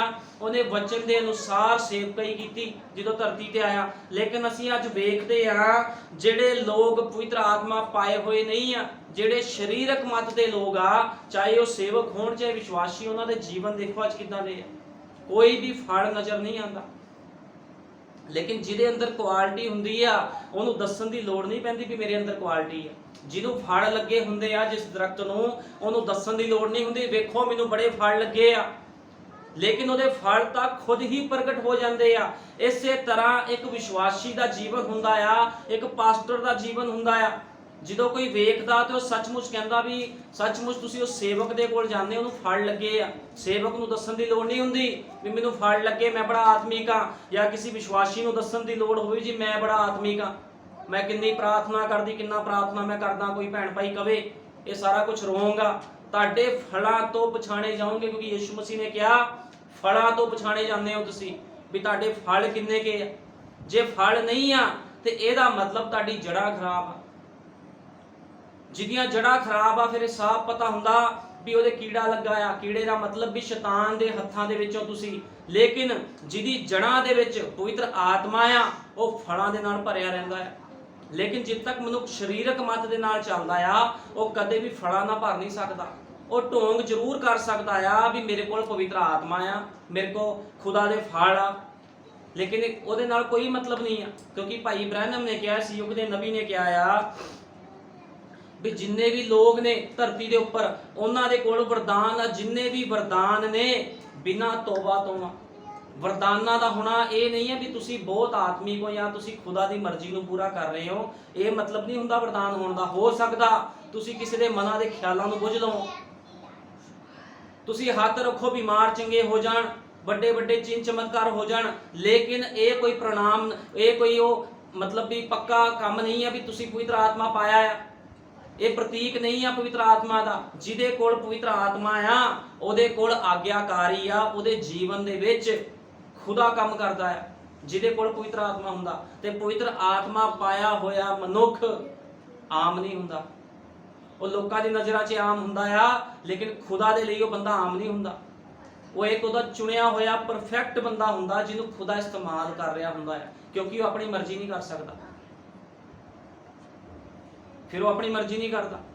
ਜਿਹਦੇ ਅੰਦਰ ਆਤਮਾ ਹੁੰਦਾ ਆ, ਜੋ ਵਚਨ ਕਹਿੰਦਾ ਆ ਉਹ ਉਸੇ ਤਰ੍ਹਾਂ ਜੀਵਨ ਬਤੀਤ ਕਰਦਾ। ਲੇਕਿਨ ਅੱਜ ਤੁਸੀਂ ਲੋਕਾਂ ਦੇ ਜੀਵਨ ਵੇਖੋ, ਲੋਕੀ ਦਾਅਵਾ ਕਰਦੇ ਆ ਸਾਡੇ ਕੋਲ ਪਵਿੱਤਰ ਆਤਮਾ ਹੈ, ਲੇਕਿਨ ਆਤਮਾ ਦੇ ਫਲ ਨਜ਼ਰ ਨਹੀਂ ਆਉਂਦੇ। ਗੈਰ ਭਾਸ਼ਾ ਬੋਲਣੀ ਪਵਿੱਤਰ ਆਤਮਾ ਨਹੀਂ ਹੈ, ਜਾਂ ਹੋਰ ਕੋਈ ਵਰਦਾਨ ਸਾਡੇ ਕੋਲ ਹੈਗੇ ਤੇ ਇਹ ਵੀ ਪਵਿੱਤਰ ਆਤਮਾ ਦਾ ਪ੍ਰਤੀਕ ਨਹੀਂ ਹੈ। ਪਵਿੱਤਰ ਆਤਮਾ ਦਾ ਪ੍ਰਤੀਕ ਆ ਵਚਨ ਨੂੰ ਪੂਰਾ ਕਰਨਾ। ਜਿਹੜਾ ਭੈਣ ਭਾਈ ਵਚਨ ਨੂੰ ਪੂਰਾ ਕਰਦਾ ਉਹੀ ਪਵਿੱਤਰ ਆਤਮਾ ਪਾਇਆ ਹੋਇਆ ਮਨੁੱਖ ਹੁੰਦਾ ਆ, ਜਿਹਦੇ ਪਾਪ ਮਾਫ ਕੀਤੇ ਗਏ ਆ ਯਿਸੂ ਮਸੀਹ ਦੇ ਨਾਮ ਦੇ ਵਿੱਚ। ਉਹ ਮਨੁੱਖ ਪਵਿੱਤਰ ਆਤਮਾ ਪਾਇਆ ਹੋਇਆ ਹੁੰਦਾ ਆ। ਅੱਜ ਲੋਕ ਭੁਲੇਖਾ ਖਾ ਜਾਂਦੇ ਆ। ਲੋਕ ਕਹਿੰਦੇ ਉਹ ਭਾਈ ਚਮਤਕਾਰ ਕਰਦਾ ਆ, ਕੀ ਇਹ ਖੁਦਾ ਦਾ ਚੁਣਿਆ ਨਹੀਂ? ਉਹਦੇ ਕੋਲ ਵਰਦਾਨ ਆ, ਕੀ ਉਹ ਖੁਦਾ ਦਾ ਚੁਣਿਆ ਨਹੀਂ ਹੈ? ਬਹੁਤ ਲੋਕ ਚਮਤਕਾਰ ਕਰਦੇ, ਚਿੰਨ੍ਹ ਕਰਦੇ ਆ, ਲੇਕਿਨ ਪ੍ਰਭੂ ਯਿਸੂ ਮਸੀਹ ਦੇ ਕੋਲ ਜਦੋਂ ਨਿਕੋਦੇਮਸ ਆਇਆ ਤੇ ਕੀ ਕਿਹਾ ਪ੍ਰਭੂ ਨੇ ਉਹਨੂੰ? ਪ੍ਰਭੂ ਕਹਿੰਦਾ ਤੈਨੂੰ ਜਲ ਅਤੇ ਆਤਮਾ ਦੇ ਨਾਲ ਜੰਮਣਾ ਜ਼ਰੂਰੀ ਆ। ਜਿੱਦ ਤੱਕ ਕੋਈ ਮਨੁੱਖ ਜਲ ਅਤੇ ਆਤਮਾ ਦੇ ਨਾਲ ਨਹੀਂ ਜੰਮਦਾ, ਵੇਖਣਾ ਤੇ ਦੂਰ, ਜਾਣਾ ਤੇ ਦੂਰ, ਉਹ ਵੇਖ ਵੀ ਨਹੀਂ ਸਕਦਾ ਉਸ ਚੀਜ਼ ਵੀ ਉਹ ਕਹੇ ਮੈਂ ਖੁਦਾ ਦੇ ਰਾਜ 'ਚ ਚਲ ਜਾ। ਉਹ ਸੁਪਨੇ 'ਚ ਵੀ ਨਹੀਂ ਵੇਖ ਸਕਦਾ ਖੁਦਾ ਦੇ ਰਾਜ ਨੂੰ, ਕਿਉਂਕਿ ਖੁਦਾ ਦਾ ਰਾਜ ਕੀ ਆ? ਖੁਦਾ ਦਾ ਰਾਜ ਮਨੁੱਖਾਂ ਦੇ ਅੰਦਰ ਹੁੰਦਾ ਆ। ਜਿਹੜਾ ਖੁਦਾ ਦਾ ਰਾਜ ਆ ਉਹ ਮਨੁੱਖਾਂ ਦੇ ਅੰਦਰ ਹੁੰਦਾ ਆ, ਕਿਉਂਕਿ ਜਦੋਂ ਖੁਦਾ ਕਿਸੇ ਮਨੁੱਖ ਦੇ ਅੰਦਰ ਆ ਜਾਂਦਾ ਤੇ ਫਿਰ ਖੁਦਾ ਰਾਜ ਕਰਦਾ ਉਹਦੇ ਅੰਦਰ ਆ ਕੇ। ਉਹ ਆਪਣੀ ਮਰਜ਼ੀ ਨਾਲ ਫਿਰ ਜੀਵਨ ਨਹੀਂ ਬਤੀਤ ਕਰਦਾ। ਜੋ ਖੁਦਾ ਦਾ ਆਤਮਾ ਕਹਿੰਦਾ ਮਨੁੱਖ ਫਿਰ ਉਸੇ ਤਰ੍ਹਾਂ ਜੀਵਨ ਬਤੀਤ ਕਰਦਾ ਹੈ। ਬਾਈਬਲ ਸਾਨੂੰ ਇਹੀ ਬਿਆਨ ਕਰਦੀ ਆ। ਲੇਕਿਨ ਅੱਜ ਅਸੀਂ ਵੇਖਦੇ ਹਾਂ ਲੋਕਾਂ ਦੇ ਜੀਵਨ ਵਚਨ ਤੋਂ ਬਾਹਰ ਹੋ ਗਏ ਆ। ਇਸ ਕਰਕੇ ਯਿਸੂ ਮਸੀਹ ਨੇ ਕਿਹਾ ਸੀਗਾ, ਅਸੀਂ ਕੱਢਾਂਗੇ ਮੱਤੀ 24 ਦੀ 4 ਕੱਢਾਂਗੇ। ਮੱਤੀ 24 ਦੀ 4। ਯੀਸ਼ੂ ਨੇ ਉਹਨਾਂ ਨੂੰ ਉੱਤਰ ਦਿੱਤਾ, ਚੌਕਸ ਰਹੋ, ਭਈ ਤੁਹਾਨੂੰ ਕੋਈ ਭੁਲਾਵੇ ਵਿੱਚ ਨਾ ਪਾਵੇ। ਕਿਉਂ ਜੋ ਮੇਰਾ ਨਾਮ ਧਾਰ ਕੇ ਬਥੇਰੇ ਇਹ ਕਹਿਣਗੇ ਅਤੇ ਆਉਣਗੇ, ਜੋ ਮੈਂ ਮਸੀਹ ਹਾਂ, ਅਤੇ ਬਹੁਤੀਆਂ ਨੂੰ ਭੁਲਾਵੇ ਵਿੱਚ ਪਾ ਦੇਣਗੇ। ਤੁਸੀਂ ਲੜਾਈਆਂ ਅਤੇ ਲੜਾਈਆਂ ਦੀਆਂ ਆਵਾਜ਼ਾਂ ਸੁਣੋਗੇ, ਖਬਰਦਾਰ ਕਿਤੇ ਘਬਰਾ ਨਾ ਜਾਣਾ, ਕਿਉਂ ਜੋ ਇਹ ਗੱਲਾਂ ਤਾਂ ਹੋਣੀਆਂ ਹੀ ਹਨ, ਪਰ ਅਜੇ ਅੰਤ ਨਹੀਂ ਹੈ। ਅੱਜ ਅਸੀਂ ਵੇਖ ਰਹੇ ਹਾਂ ਲੜਾਈਆਂ ਝਗੜੇ, ਦੇਸ਼ ਤੇ ਚੜ੍ਹਾਈ ਕਰ ਰਿਹਾ ਹੈ। ਅਸੀਂ ਸਭ ਕੁਝ ਦੇਖ ਰਹੇ ਹਾਂ। ਬਹੁਤ ਲੋਕ ਯੀਸ਼ੂ ਮਸੀਹ ਦਾ ਨਾਮ ਧਾਰ ਕੇ ਚਿੰਨ ਚਮਤਕਾਰ ਕਰ ਰਹੇ ਆ, ਵੱਡੇ ਵੱਡੇ ਲੋਕ ਭਰਮਾਏ ਜਾ ਰਹੇ ਆ। ਉਹ ਕਹਿੰਦੇ ਬਹੁਤ ਤਗੜਾ ਹੀਲਰ ਆ, ਸੰਦੇਸ਼ 'ਚ ਕੀ ਕਰਨਾ, ਹੀਲਰ ਕੋ ਚੱਲਦੇ ਆ, ਲੇਕਿਨ ਜੀਵਨ ਨਹੀਂ ਮਿਲਣਾ। ਜੀਵਨ ਤਾਂ ਵਚਨ ਦੇ ਵਿੱਚ ਆ। ਜੋ ਨਬੀ ਨੇ ਕਿਹਾ ਹੈ ਉਸ ਗੱਲ ਨੂੰ ਯਾਦ ਰੱਖਣਾ ਪੈਣਾ ਆ, ਜਿੰਨੇ ਵਰਦਾਨ ਆ ਬਿਨਾਂ ਤੋਬਾ ਤੋਂ ਹਨ। ਕੌਮ ਉੱਤੇ ਪਾਤਸ਼ਾਹੀ ਅਤੇ ਚੜ੍ਹਾਈ ਕਰੇਗੀ ਅਤੇ ਥਾਂ ਥਾਂ ਅਕਾਲ ਪੈਣਗੇ, ਭੁਚਾਲ ਆਉਣਗੇ, ਪਰ ਇਹ ਸਭ ਕੁਝ ਪੀੜਾਂ ਦਾ ਆਰੰਭ ਹੈ। ਜਦ ਉਹ ਤੁਹਾਨੂੰ ਵਿਪਤਾ ਲਈ ਫੜਵਾ ਦੇਣਗੇ ਅਤੇ ਤੁਹਾਨੂੰ ਮਾਰ ਦੇਣਗੇ ਅਤੇ ਮੇਰੇ ਨਾਮ ਕਰਕੇ ਸਾਰੀਆਂ ਕੌਮਾਂ ਤੁਹਾਡੇ ਨਾਲ ਵੈਰ ਰੱਖਣਗੀਆਂ। ਉਸ ਸਮੇਂ ਬਥੇਰੇ ਠੋਕਰ ਖਾਣਗੇ ਅਤੇ ਇੱਕ ਦੂਜੇ ਨੂੰ ਫੜਵਾਣਗੇ ਅਤੇ ਇੱਕ ਦੂਜੇ ਨਾਲ ਵੈਰ ਰੱਖੇਗਾ। ਬਹੁਤ ਝੂਠੇ ਨਬੀ ਉੱਠਣਗੇ ਅਤੇ ਬਥੇਰੀਆਂ ਨੂੰ ਭੁਲਾਵੇ ਵਿੱਚ ਪਾ ਦੇਣਗੇ ਅਤੇ ਕੁਧਰਮ ਦੇ ਵਧਣ ਕਰਕੇ ਬਹੁਤ ਸਾਰਿਆਂ ਦੀ ਪ੍ਰੀਤ ਠੰਡੀ ਹੋ ਜਾਵੇਗੀ। ਇਹ ਪ੍ਰੀਤ ਠੰਡੀ ਕਿਹਨਾਂ ਦੀ ਹੋਣੀ ਆ? ਇਹ ਕਿਹੜੇ ਲੋਕਾਂ ਨੇ ਡਰਨਾ ਆ ਵੀ ਦੁਨੀਆ ਦਾ ਅੰਤ ਹੋਣ ਵਾਲਾ, ਕਿਤੇ ਅਸੀਂ ਨਾ ਮਾਰੇ ਜਾਈਏ? ਇਹ ਉਹ ਲੋਕ ਆ ਜਿਹੜੇ ਢੋਂਗੀ ਆ। ਇੱਕ ਹੁੰਦਾ ਵਿਸ਼ਵਾਸੀ, ਇੱਕ ਹੁੰਦਾ ਢੋਂਗੀ ਵਿਸ਼ਵਾਸੀ, ਇੱਕ ਹੁੰਦਾ ਆ ਵਿਸ਼ਵਾਸੀ। ਭਾਈ ਬ੍ਰੈਨਮ ਨੇ ਕਿਹਾ, 7ਵੇਂ ਯੁੱਗ ਦੇ ਨਬੀ ਨੇ ਕਿਹਾ, ਚਰਚ ਦੇ ਵਿੱਚ 3 ਤਰ੍ਹਾਂ ਦੇ ਵਿਸ਼ਵਾਸੀ ਆਉਂਦੇ ਆ। ਇੱਕ ਵਿਸ਼ਵਾਸੀ ਹੁੰਦਾ ਆ, ਇੱਕ ਹੁੰਦਾ ਢੋਂਗੀ ਵਿਸ਼ਵਾਸੀ, ਇੱਕ ਹੁੰਦਾ ਆ ਵਿਸ਼ਵਾਸੀ। ਇਹ ਢੋਂਗੀ ਵਿਸ਼ਵਾਸੀ ਲੋਕ ਆ ਜਿਨ੍ਹਾਂ ਨੇ ਡਰ ਜਾਣਾ ਆ, ਲੇਕਿਨ ਵਿਸ਼ਵਾਸੀ ਕਦੇ ਡਰੇਗਾ ਨਹੀਂ। ਵਿਸ਼ਵਾਸੀ ਨੇ ਖੁਸ਼ ਹੋਣਾ ਵੀ ਖੁਦਾ ਦਾ ਵਚਨ ਪੂਰਾ ਹੋ ਰਿਹਾ ਆ। ਹੁਣ ਕਹਿੰਦਾ ਕਈਆਂ ਦੀ ਪ੍ਰੀਤ ਠੰਡੀ ਹੋ ਜਾਵੇਗੀ। ਪ੍ਰੀਤ ਤਾਂ ਠੰਡੀ ਉਹਦੀ ਹੋਣੀ ਆ ਜਿਹਦੇ ਅੰਦਰ ਪਵਿੱਤਰ ਆਤਮਾ ਨਹੀਂ ਹੈ। ਅੱਜ ਸਾਨੂੰ ਪਤਾ ਬਹੁਤ ਲੋਕ ਚਰਚ ਦੇ ਵਿੱਚ ਜਦੋਂ ਆਉਂਦੇ ਆ ਉਹ ਕਹਿੰਦੇ ਅਸੀਂ ਪ੍ਰਭੂ ਯੀਸ਼ੂ ਮਸੀਹ ਦੇ ਨਾਮ 'ਚ ਬਸਮਾ ਲੈ ਲਿਆ, ਲੇਕਿਨ ਪ੍ਰਭੂ ਯੀਸ਼ੂ ਮਸੀਹ ਦੇ ਨਾਮ 'ਚ ਬਸਮਾ ਲੈਣ ਦਾ ਇਹ ਮਤਲਬ ਨਹੀਂ ਆ ਵੀ ਤੁਹਾਡੇ ਅੰਦਰ ਪਵਿੱਤਰ ਆਤਮਾ ਆ ਗਿਆ। ਕਿਉਂਕਿ ਯੀਸ਼ੂ ਮਸੀਹ ਨੇ ਨਿਕੋਦੇਮੁਸ ਨੂੰ ਕਿਹਾ ਸੀਗਾ ਜਲ ਅਤੇ ਆਤਮਾ ਦੇ ਨਾਲ ਜੰਮਣਾ ਹੈ। ਜਦੋਂ ਯਹੂਨਾ ਬਸਮਾ ਦੇਣ ਵਾਲਾ ਆਇਆ, ਯੀਸ਼ੂ ਮਸੀਹ ਤੋਂ 6 ਮਹੀਨੇ ਵੱਡਾ ਸੀਗਾ, ਧਰਤੀ ਤੇ ਆਇਆ, ਉਹਨੇ ਕਿਹਾ ਮੈਂ ਤਾਂ ਤੁਹਾਨੂੰ ਤੋਬਾ ਦਾ ਬਸਮਾ ਦਿੰਦਾ, ਲੇਕਿਨ ਮੇਰੇ ਮਗਰੋਂ ਇੱਕ ਆਉਂਦਾ ਆ ਜਿਹੜਾ ਤੁਹਾਨੂੰ ਪਵਿੱਤਰ ਆਤਮਾ ਤੇ ਅੱਗ ਦੇ ਨਾਲ ਬਸਮਾ ਦਊਗਾ। ਹੁਣ ਗੱਲ ਆ ਵੀ ਕੀ ਪਵਿੱਤਰ ਆਤਮਾ ਤੇ ਉਹ ਅੱਗ ਦਾ ਬਸਮਾ ਸਾਡੇ ਵਿੱਚ ਹੈਗਾ? ਸਵਾਲ ਤਾਂ ਹੈ। ਅੱਜ ਲੋਕ ਦਾਵਾ ਕਰ ਦਿੰਦੇ ਆ ਮੈਂ ਬਸਮਾ ਲੈ ਲਿਆ ਯੀਸ਼ੂ ਮਸੀਹ ਨਾਮ 'ਚ, ਮੇਰੇ ਅੰਦਰ ਪਵਿੱਤਰ ਆਤਮਾ ਆ ਗਿਆ। ਉਹ ਭਾਈ ਜੇ ਤੇਰੇ ਅੰਦਰ ਪਵਿੱਤਰ ਆਤਮਾ ਆ ਗਿਆ ਤਾਂ ਜੀਵਨ ਕਿਉਂ ਨਹੀਂ ਬੋਲਦਾ? ਪਵਿੱਤਰ ਆਤਮਾ ਤਾਂ ਵਿਹਲਾ ਹੀ ਬੈਠਾ ਆ। ਇਹ ਕਿਹੜਾ ਪਵਿੱਤਰ ਆਤਮਾ? ਪਵਿੱਤਰ ਆਤਮਾ ਰੂਹਾਂ ਕਿਉਂ ਨਹੀਂ ਜਿੱਤ ਰਿਹਾ? ਪਵਿੱਤਰ ਆਤਮਾ ਕੰਮਾਂ ਨੂੰ ਕਿਉਂ ਨਹੀਂ ਕਰ ਰਿਹਾ? ਜੇ ਪਵਿੱਤਰ ਆਤਮਾ ਅੰਦਰ ਆ। ਪਰ ਜਿਹੜਾ ਅੰਤ ਤੋੜੀ ਸਹੇਗਾ ਸੋਈ ਉਹ ਬਚਾਇਆ ਜਾਵੇਗਾ। ਵਚਨ ਕਹਿੰਦਾ ਜੋ ਅੰਤ ਤੋੜੀ ਸਹੇਗਾ, ਅੰਤ ਤੋੜੀ ਉਹੀ ਸਹੂਗਾ ਜਿਹਦੇ ਅੰਦਰ ਖੁਦਾ ਦਾ ਪਵਿੱਤਰ ਆਤਮਾ ਹੋਊਗਾ। ਕਿਉਂਕਿ ਪਵਿੱਤਰ ਆਤਮਾ ਸਮਝ ਦਿੰਦਾ ਹੈ। ਸਮਝ ਕਿਹੜੀ ਸਮਝ? ਵਚਨ ਦੀ ਸਮਝ ਦਿੰਦਾ ਹੈ। ਸਾਨੂੰ ਸੰਸਾਰ ਦੀ ਸਮਝ ਨਹੀਂ ਚਾਹੀਦੀ। ਖੁਦਾ ਦੇ ਲੋਕਾਂ ਨੂੰ ਵਚਨ ਦਾ ਪ੍ਰਕਾਸ਼ਨ ਹੋਣਾ ਚਾਹੀਦਾ ਆ। ਤੇ ਕੋਈ ਵੀ ਸੰਸਾਰ ਦਾ ਪਾਣੀ ਫਿਰ ਉਹਨਾਂ ਨੂੰ ਡੁਬੋ ਨਹੀਂ ਸਕਦਾ। ਜੋ ਅੰਤ ਤੋੜੀ ਸਹੇਗਾ ਸੋਈਓ ਬਚਾਇਆ ਜਾਵੇਗਾ ਅਤੇ ਰਾਜ ਦੀ ਇਸ ਖੁਸ਼ਖਬਰੀ ਦਾ ਪ੍ਰਚਾਰ ਸਾਰੀ ਦੁਨੀਆ ਵਿੱਚ ਕੀਤਾ ਜਾਵੇਗਾ। ਜੋ ਸਭ ਕੌਮਾਂ ਉੱਤੇ ਸਾਖੀ ਹੋਵੇ ਤਦ ਅੰਤ ਹੋਵੇਗਾ। ਲੇਕਿਨ ਅੱਜ ਲੋਕ ਡਰੇ ਪਏ ਆ, ਕਿਤੇ ਸਾਡੇ ਉੱਪਰ ਮਿਜ਼ਾਈਲ ਨਾ ਗਿਰ ਜਾਵੇ, ਸਾਨੂੰ ਇਹ ਨਾ ਹੋ ਜਾਵੇ। ਲੇਕਿਨ ਮੈਂ ਤੁਹਾਨੂੰ ਦੱਸਣਾ ਚਾਹੁੰਦਾ ਜਿਹੜੇ ਖੁਦਾ ਦੇ ਪਵਿੱਤਰ ਆਤਮਾ ਪਾਏ ਹੋਏ ਲੋਕ ਆ ਉਹਨਾਂ ਨੂੰ ਡਰਨ ਦੀ ਲੋੜ ਨਹੀਂ ਹੈ। ਨਾ ਉਹ ਕਿਸ ਤੋਂ ਡਰਦੇ ਆ, ਚਾਹੇ ਜੋ ਮਰਜ਼ੀ ਹੋ ਜਾਵੇ। ਕਿਉਂਕਿ ਬਾਈਬਲ ਬਿਆਨ ਕਰਦੀ ਯੀਸ਼ੂ ਮਸੀਹ ਨੇ ਕਿਹਾ ਕਸ਼ਟ ਕਾਲ ਆਉਣ ਤੋਂ ਪਹਿਲਾਂ ਹੀ ਰੈਪਚਰ ਹੋ ਜਾਵੇਗਾ। ਕਸ਼ਟ ਤਾਂ ਆਵੇਗਾ, ਲੇਕਿਨ ਉਹ ਕਸ਼ਟ ਕਾਲ ਆਉਣ ਤੋਂ ਪਹਿਲਾਂ ਹੀ ਦੁਲਹਨ ਆਪਣੇ ਦੁਲਾੜੇ ਦੇ ਨਾਲ, ਆਪਣੇ ਦੁਲਹੇ ਦੇ ਨਾਲ ਕਿੱਥੇ ਹੋਵੇਗੀ? ਉਹਦੇ ਰਾਜ ਦੇ ਵਿੱਚ ਹੋਵੇਗੀ। ਇਸ ਕਰਕੇ ਜਿਹੜੇ ਪਵਿੱਤਰ ਆਤਮਾ ਪਾਏ ਹੋਏ ਲੋਕ ਆ ਉਹਨਾਂ ਨੂੰ ਕੋਈ ਡਰਨ ਦੀ ਲੋੜ ਨਹੀਂ ਆ। ਜਿਨ੍ਹਾਂ ਕੋਲ ਪਵਿੱਤਰ ਆਤਮਾ ਨਹੀਂ ਆ ਉਹਨਾਂ ਨੂੰ ਸਮਝ ਨਹੀਂ ਆ, ਉਹ ਡਰ ਜਾਂਦੇ ਆ ਲੋਕ ਵੀ ਸੰਸਾਰ 'ਚ ਕੀ ਕੁਝ ਚੱਲ ਰਿਹਾ ਆ। ਭਾਈ ਬ੍ਰੈਨਮ ਨੇ ਕਿਹਾ ਆ ਇਹ ਸਾਰੀ ਧਰਤੀ ਕੀਟਾਣੂਆਂ ਦੇ ਨਾਲ ਭਰੀ ਹੋਈ ਆ, ਗੰਦਗੀ ਦੇ ਨਾਲ ਭਰੀ ਹੋਈ ਆ। ਇਹ ਸਾਰੀ ਧਰਤੀ ਦੇ ਉੱਪਰ ਸ਼ੈਤਾਨ ਦਾ ਰਾਜ ਆ। ਧਰਤੀ ਦੇ ਉੱਪਰ ਸ਼ੈਤਾਨ ਰਾਜ ਕਰ ਰਿਹਾ। ਧਰਤੀ ਤੋਂ ਸ਼ੈਤਾਨ ਗਿਆ ਤਾਂ ਨਹੀਂ ਹਲੇ, ਸ਼ੈਤਾਨ ਧਰਤੀ ਤੇ ਹੀ ਆ, ਤਾਂ ਹੀ ਤਾਂ ਆਪਣੇ ਕੰਮ ਕਰੀ ਜਾਂਦਾ ਹੈ। ਹੁਣ ਕਈ ਵਾਰ ਮਨੁੱਖ ਸੋਚਦੇ ਆ ਵੀ ਮੇਰਾ ਘਰ ਇਸ ਸਥਾਨ ਦੇ ਵਿੱਚ ਆ, ਇੱਥੇ ਆਂਢ ਗੁਆਂਢ ਦੇ ਲੋਕ ਵਧੀਆ ਨਹੀਂ ਆ, ਮੈਂ ਇੱਥੋਂ ਘਰ ਬਦਲ ਕੇ ਕਿਸੇ ਹਾਈ ਫਾਈ ਏਰੀਆ 'ਚ ਚੱਲ ਜਾ, ਕਿਤੇ ਦੂਜੇ ਏਰੀਆ 'ਚ ਚੱਲ ਜਾ। ਲੇਕਿਨ ਮੈਂ ਤੁਹਾਨੂੰ ਦੱਸਣਾ ਚਾਹੁੰਦਾ ਆ, ਜੇ ਤੁਸੀਂ ਕਿਸੇ ਵਧੀਆ ਏਰੀਆ 'ਚ ਜਾਂਦੇ ਹੋ ਆਪਣਾ ਘਰ ਛੱਡ ਕੇ, ਤੇ ਉੱਥੇ ਵੀ ਤਾਂ ਪਾਪ ਆ, ਉੱਥੇ ਵੀ ਤਾਂ ਸ਼ੈਤਾਨ ਆ। ਜੇ ਤੁਸੀਂ ਹਾਈ ਫਾਈ ਏਰੀਆ 'ਚ ਜਾਣ ਦੀ ਕੋਸ਼ਿਸ਼ ਕਰ ਰਹੇ ਹੋ ਵੀ ਅਸੀਂ ਆਪਣਾ ਏਰੀਆ ਛੱਡੀਏ, ਇਸ ਘਰ ਨੂੰ ਬਦਲ ਕੇ ਦੂਜੇ ਘਰ ਦੇ ਵਿੱਚ ਚਲੇ ਜਾਈਏ, ਤੇ ਉੱਥੇ ਹਾਈ ਫਾਈ ਸ਼ੈਤਾਨ ਨੇ ਕੰਮ ਕਰਨੇ ਆ। ਜਿੱਥੇ ਮਰਜ਼ੀ ਚਲ ਜਾਓ, ਪਾਪ ਉਸ ਸਥਾਨ ਦੇ ਵਿੱਚ ਹੋਵੇਗਾ। ਹਰ ਸਥਾਨ ਦੇ ਵਿੱਚ ਤੁਹਾਨੂੰ ਗੰਦਗੀ ਮਿਲੇਗੀ। ਲੇਕਿਨ ਲੋੜ ਕੀ ਆ, ਇਸ ਗੰਦਗੀ ਦੇ ਵਿੱਚ ਆਪਣੇ ਆਪ ਨੂੰ ਸਾਫ਼ ਰੱਖਣ ਦੀ ਲੋੜ ਆ। ਜਿਹਦੇ ਕੋਲ ਖੁਦਾ ਦਾ ਪਵਿੱਤਰ ਆਤਮਾ ਹੁੰਦਾ, ਉਹ ਜਾਣਦਾ ਆ ਵੀ ਇਹ ਸਾਰਾ ਹੀ ਸੰਸਾਰ ਗੰਦਗੀ ਦੇ ਨਾਲ ਭਰਿਆ ਆ। ਇਸ ਗੰਦਗੀ ਚੋਂ ਮੈਂ ਆਪਣੇ ਆਪ ਨੂੰ ਕਿੱਦਾਂ ਸੇਫ ਰੱਖਣਾ ਆ, ਇਸ ਸੰਸਾਰ ਦੇ ਪਾਣੀ ਤੋਂ ਆਪਣੇ ਆਪ ਨੂੰ ਕਿੱਦਾਂ ਬਚਾਉਣਾ ਆ। ਇੱਕੋ ਹੀ ਰਾਸਤਾ ਆ ਆਪਣੇ ਆਪ ਨੂੰ ਸੇਫ ਰੱਖਣ ਦਾ, ਬਚਾਉਣ ਦਾ। ਕਿਸ਼ਤੀ ਦੇ ਵਿੱਚ ਰੱਖੋ ਪੈਰ ਆਪਣਾ, ਹਮੇਸ਼ਾ ਕਿਸ਼ਤੀ ਦੇ ਵਿੱਚ ਰਹੋ। ਕਿਸ਼ਤੀ ਤੋਂ ਬਾਹਰ ਜਾਣ ਦੀ ਕੋਸ਼ਿਸ਼ ਨਾ ਕਰੋ। ਕਿਸ਼ਤੀ ਦਾ ਮਤਲਬ ਆ ਵਚਨ ਦੇ ਵਿੱਚ ਰਹੋ ਹਮੇਸ਼ਾ। ਜੇ ਤੁਸੀਂ ਵਚਨ ਦੇ ਵਿੱਚ ਰਹੋਗੇ, ਮੈਂ ਕਹਿੰਦਾ ਤੁਹਾਡੇ ਕੋਲ ਹਜ਼ਾਰਾਂ ਲੋਕ ਆਣ, ਭਾਵੇਂ ਪਾਪਾਂ ਨਾਲ ਭਰੇ ਹੋਏ ਆਣ, ਚਾਹੇ ਉਹ ਵਿਚਾਰ ਨਾਲ ਭਰੇ ਹੋਏ ਆਣ, ਉਹ ਤੁਹਾਡੇ ਤੇ ਕੋਈ ਅਸਰ ਨਹੀਂ ਹੋਊਗਾ। ਤੁਹਾਨੂੰ ਪਤਾ ਬਹੁਤ ਭੈਣ ਭਾਈ ਵਿਆਹਾਂ 'ਚ ਜਾਂਦੇ, ਸ਼ਾਦੀਆਂ 'ਚ ਜਾਂਦੇ ਆ, ਜਦੋਂ ਉੱਥੇ ਨਾਚ ਗਾਣੇ ਹੁੰਦੇ ਆ, ਗੰਦਗੀ ਹੁੰਦੀ, ਹਰਾਮਕਾਰੀ ਹੁੰਦੀ ਆ, ਉਹਨਾਂ ਦੇ ਅੰਦਰੋਂ ਕਾਮਨਾਵਾਂ ਜਾਗ ਜਾਂਦੀਆਂ, ਉਂਗਲ ਹਿਲਣੀ ਸ਼ੁਰੂ ਹੋ ਜਾਂਦੀ ਆ। ਉਹ ਕਹਿੰਦੇ ਬੜਾ ਨਜ਼ਾਰਾ ਆ ਰਿਹਾ ਹੈ। ਇਹ ਸਰੀਰਕ ਲੋਕ ਹੁੰਦੇ ਜਿਹੜੇ ਇਹੋ ਜਿਹਾ ਕੰਮ ਕਰਦੇ ਆ। ਚਰਚ ਦੇ ਵਿੱਚ ਤਾਂ ਉਹ ਬਣ ਜਾਂਦੇ ਬਹੁਤ ਆਤਮਿਕ, ਲੇਕਿਨ ਬਾਹਰ ਜਾ ਕੇ ਉਹਨਾਂ ਦਾ ਸਿਸਟਮ ਪਤਾ ਲੱਗਦਾ ਹੈ। ਹੁਣ ਤੁਹਾਨੂੰ ਪਤਾ ਆ, ਅੰਦਰੋਂ ਬੰਦੇ ਦੇ ਖੁਆਇਸ਼ਾਂ ਨਿਕਲਦੀਆਂ ਅੰਦਰੋਂ। ਕਈ ਵਾਰ ਕੋਈ ਮਨੁੱਖ ਹੁੰਦਾ ਹੈ, ਉਹ ਚਰਚ ਜਾਂਦਾ ਆ, ਉਹ ਵਿਆਹ ਸ਼ਾਦੀ 'ਚ ਜਾਂਦਾ, ਕਿਤੇ ਵੀ ਜਾਂਦਾ ਆ, ਜਿਹੜਾ ਆਤਮਿਕ ਹੁੰਦਾ, ਜਿਹਦੇ ਵਿੱਚ ਪਵਿੱਤਰ ਆਤਮਾ ਨੂੰ ਕੋਈ ਅਸਰ ਨਹੀਂ ਆ, ਉੱਥੇ ਗਾਣੇ ਚੱਲਦੇ ਆ, ਉੱਥੇ ਜੋ ਮਰਜ਼ੀ ਹੋ ਰਿਹਾ, ਉਹਨੇ ਜਾਣਾ ਤੇ ਵਿਆਹ ਤੋਂ ਵਾਪਸ ਆ ਜਾਣਾ, ਕਿਉਂਕਿ ਉਹਦੇ ਅੰਦਰ ਪਵਿੱਤਰ ਆਤਮਾ ਆ। ਉਹ ਇੱਕ ਫਾਰਮੈਲਿਟੀ ਕਰਕੇ ਆ ਜਾਊਗਾ। ਲੇਕਿਨ ਜਿਹੜਾ ਸਰੀਰਕ ਬੰਦਾ ਹੋਊਗਾ, ਉਹਦੇ ਅੰਦਰ ਖਿਆਲ ਆਊਗਾ, ਸੋਚ ਆਊਗੀ, ਕਾਸ਼ ਮੈਂ ਵੀ ਮੇਕਅਪ ਕੀਤਾ ਹੁੰਦਾ, ਕਾਸ਼ ਮੈਂ ਵੀ ਇਹਨਾਂ ਵਰਗੇ ਕੱਪੜੇ ਪਾਏ ਹੁੰਦੇ। ਇਹ ਮਤਲਬ ਆ ਕਿ ਉਸ ਭੈਣ ਭਾਈ ਦੇ ਅੰਦਰ ਪਵਿੱਤਰ ਆਤਮਾ ਨਹੀਂ ਹੈ। ਤੇ ਤੁਹਾਨੂੰ ਪਤਾ, ਜਿਹਦੇ ਅੰਦਰ ਪਵਿੱਤਰ ਆਤਮਾ ਨਹੀਂ ਹੁੰਦਾ, ਉਹਨੂੰ ਕੌਣ ਇਸਤੇਮਾਲ ਕਰਦਾ? ਉਸ ਭੈਣ ਭਾਈ ਨੂੰ ਦੁਸ਼ਟ ਆਤਮੇ ਇਸਤੇਮਾਲ ਕਰਦੇ ਆ। ਕਿਉਂਕਿ ਸ਼ੈਤਾਨ ਨੇ ਤਾਂ ਜਿਹਨੂੰ ਆਤਮਾ ਨਹੀਂ ਹੈ ਜਿਹਦੇ ਅੰਦਰ, ਉਹਨੂੰ ਇਸਤੇਮਾਲ ਕਰ ਹੀ ਲੈਣਾ। ਉਹ ਕਿਸੇ ਵੀ ਤਰੀਕੇ ਦੇ ਨਾਲ ਇਸਤੇਮਾਲ ਕਰ ਲਵੇ।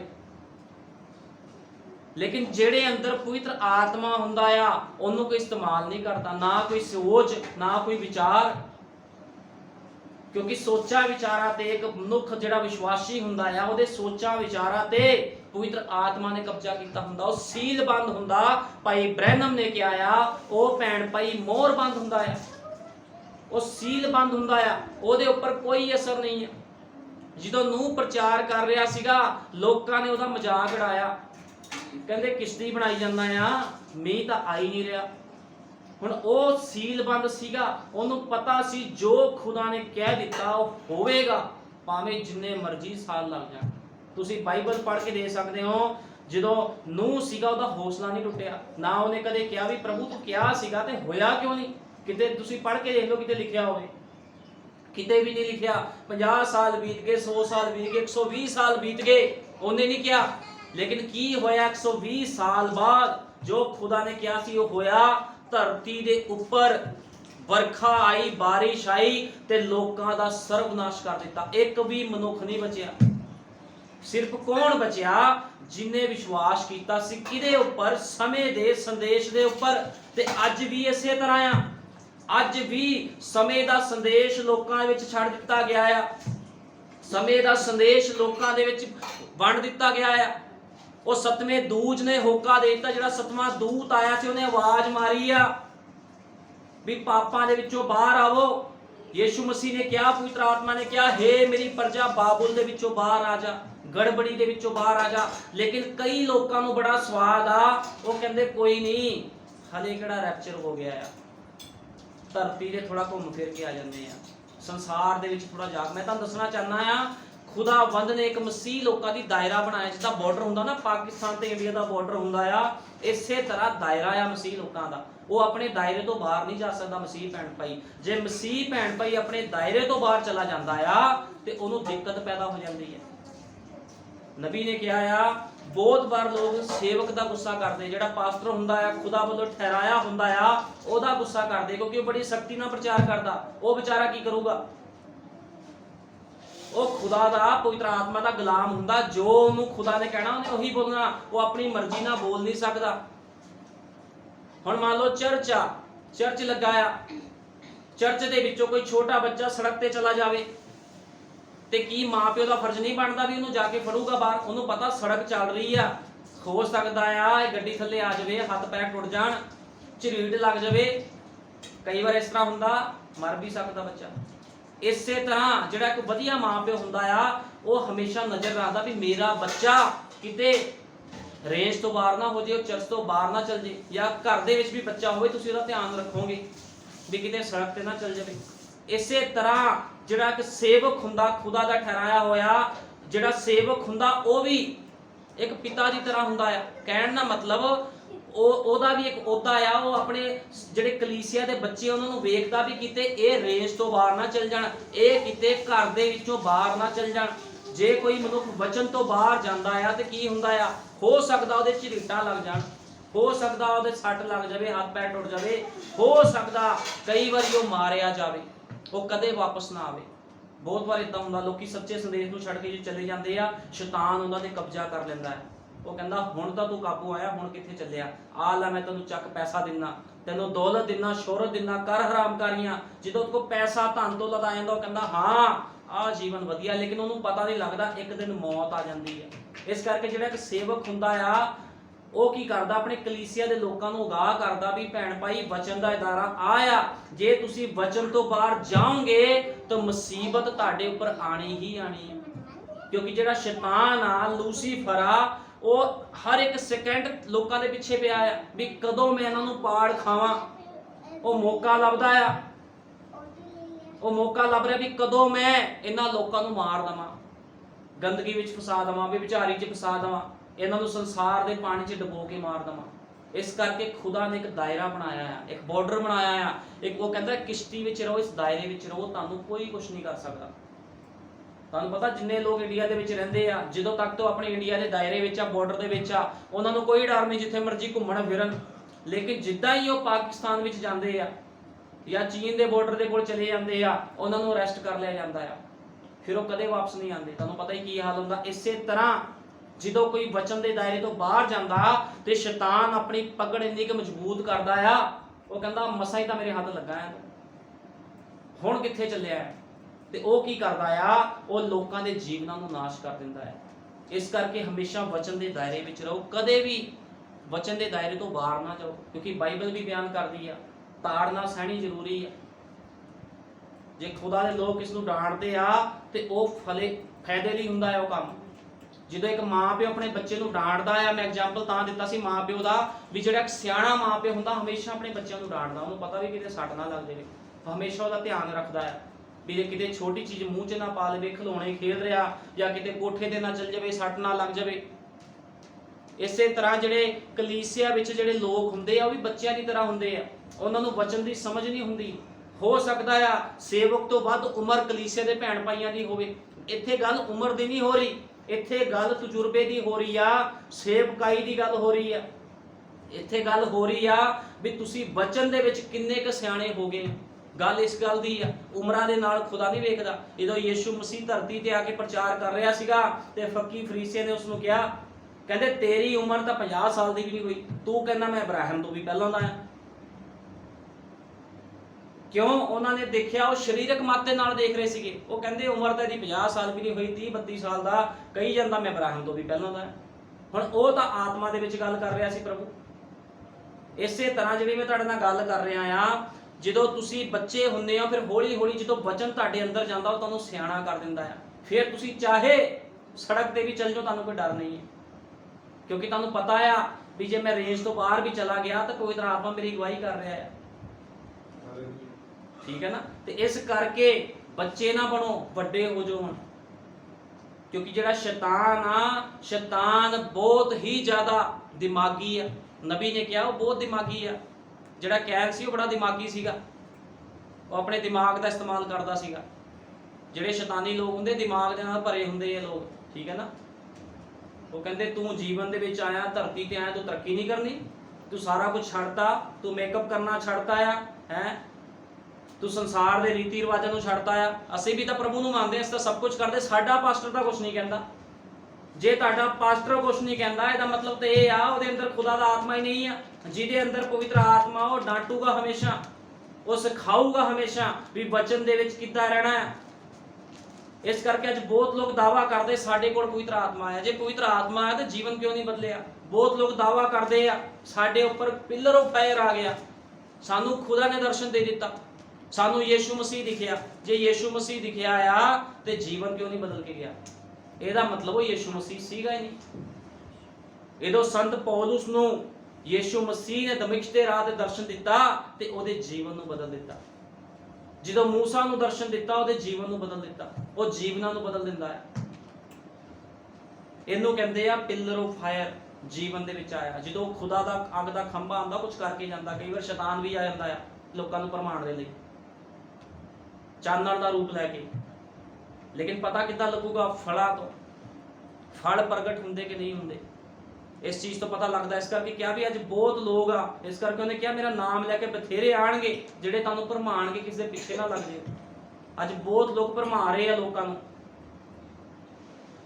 ਇਸ ਕਰਕੇ ਕਦੇ ਕਿਸੇ ਦੇ ਪਿੱਛੇ ਨਹੀਂ ਲੱਗਣਾ, ਹਮੇਸ਼ਾ ਉਹੀ ਕੰਮ ਕਰਨਾ ਜੋ ਖੁਦਾ ਦਾ ਵਚਨ ਕਹਿੰਦਾ ਹੈ। ਹੁਣ ਨਬੀ ਨੇ ਕਿਹਾ ਆ, ਜੀ ਹਾਂ ਇਹ ਸੱਚ ਹੈ, ਅਸੀਂ ਇਸ ਦੇ ਵਿਰੁੱਧ ਸਿੱਖਿਆ ਦਿੰਦੇ ਹਾਂ।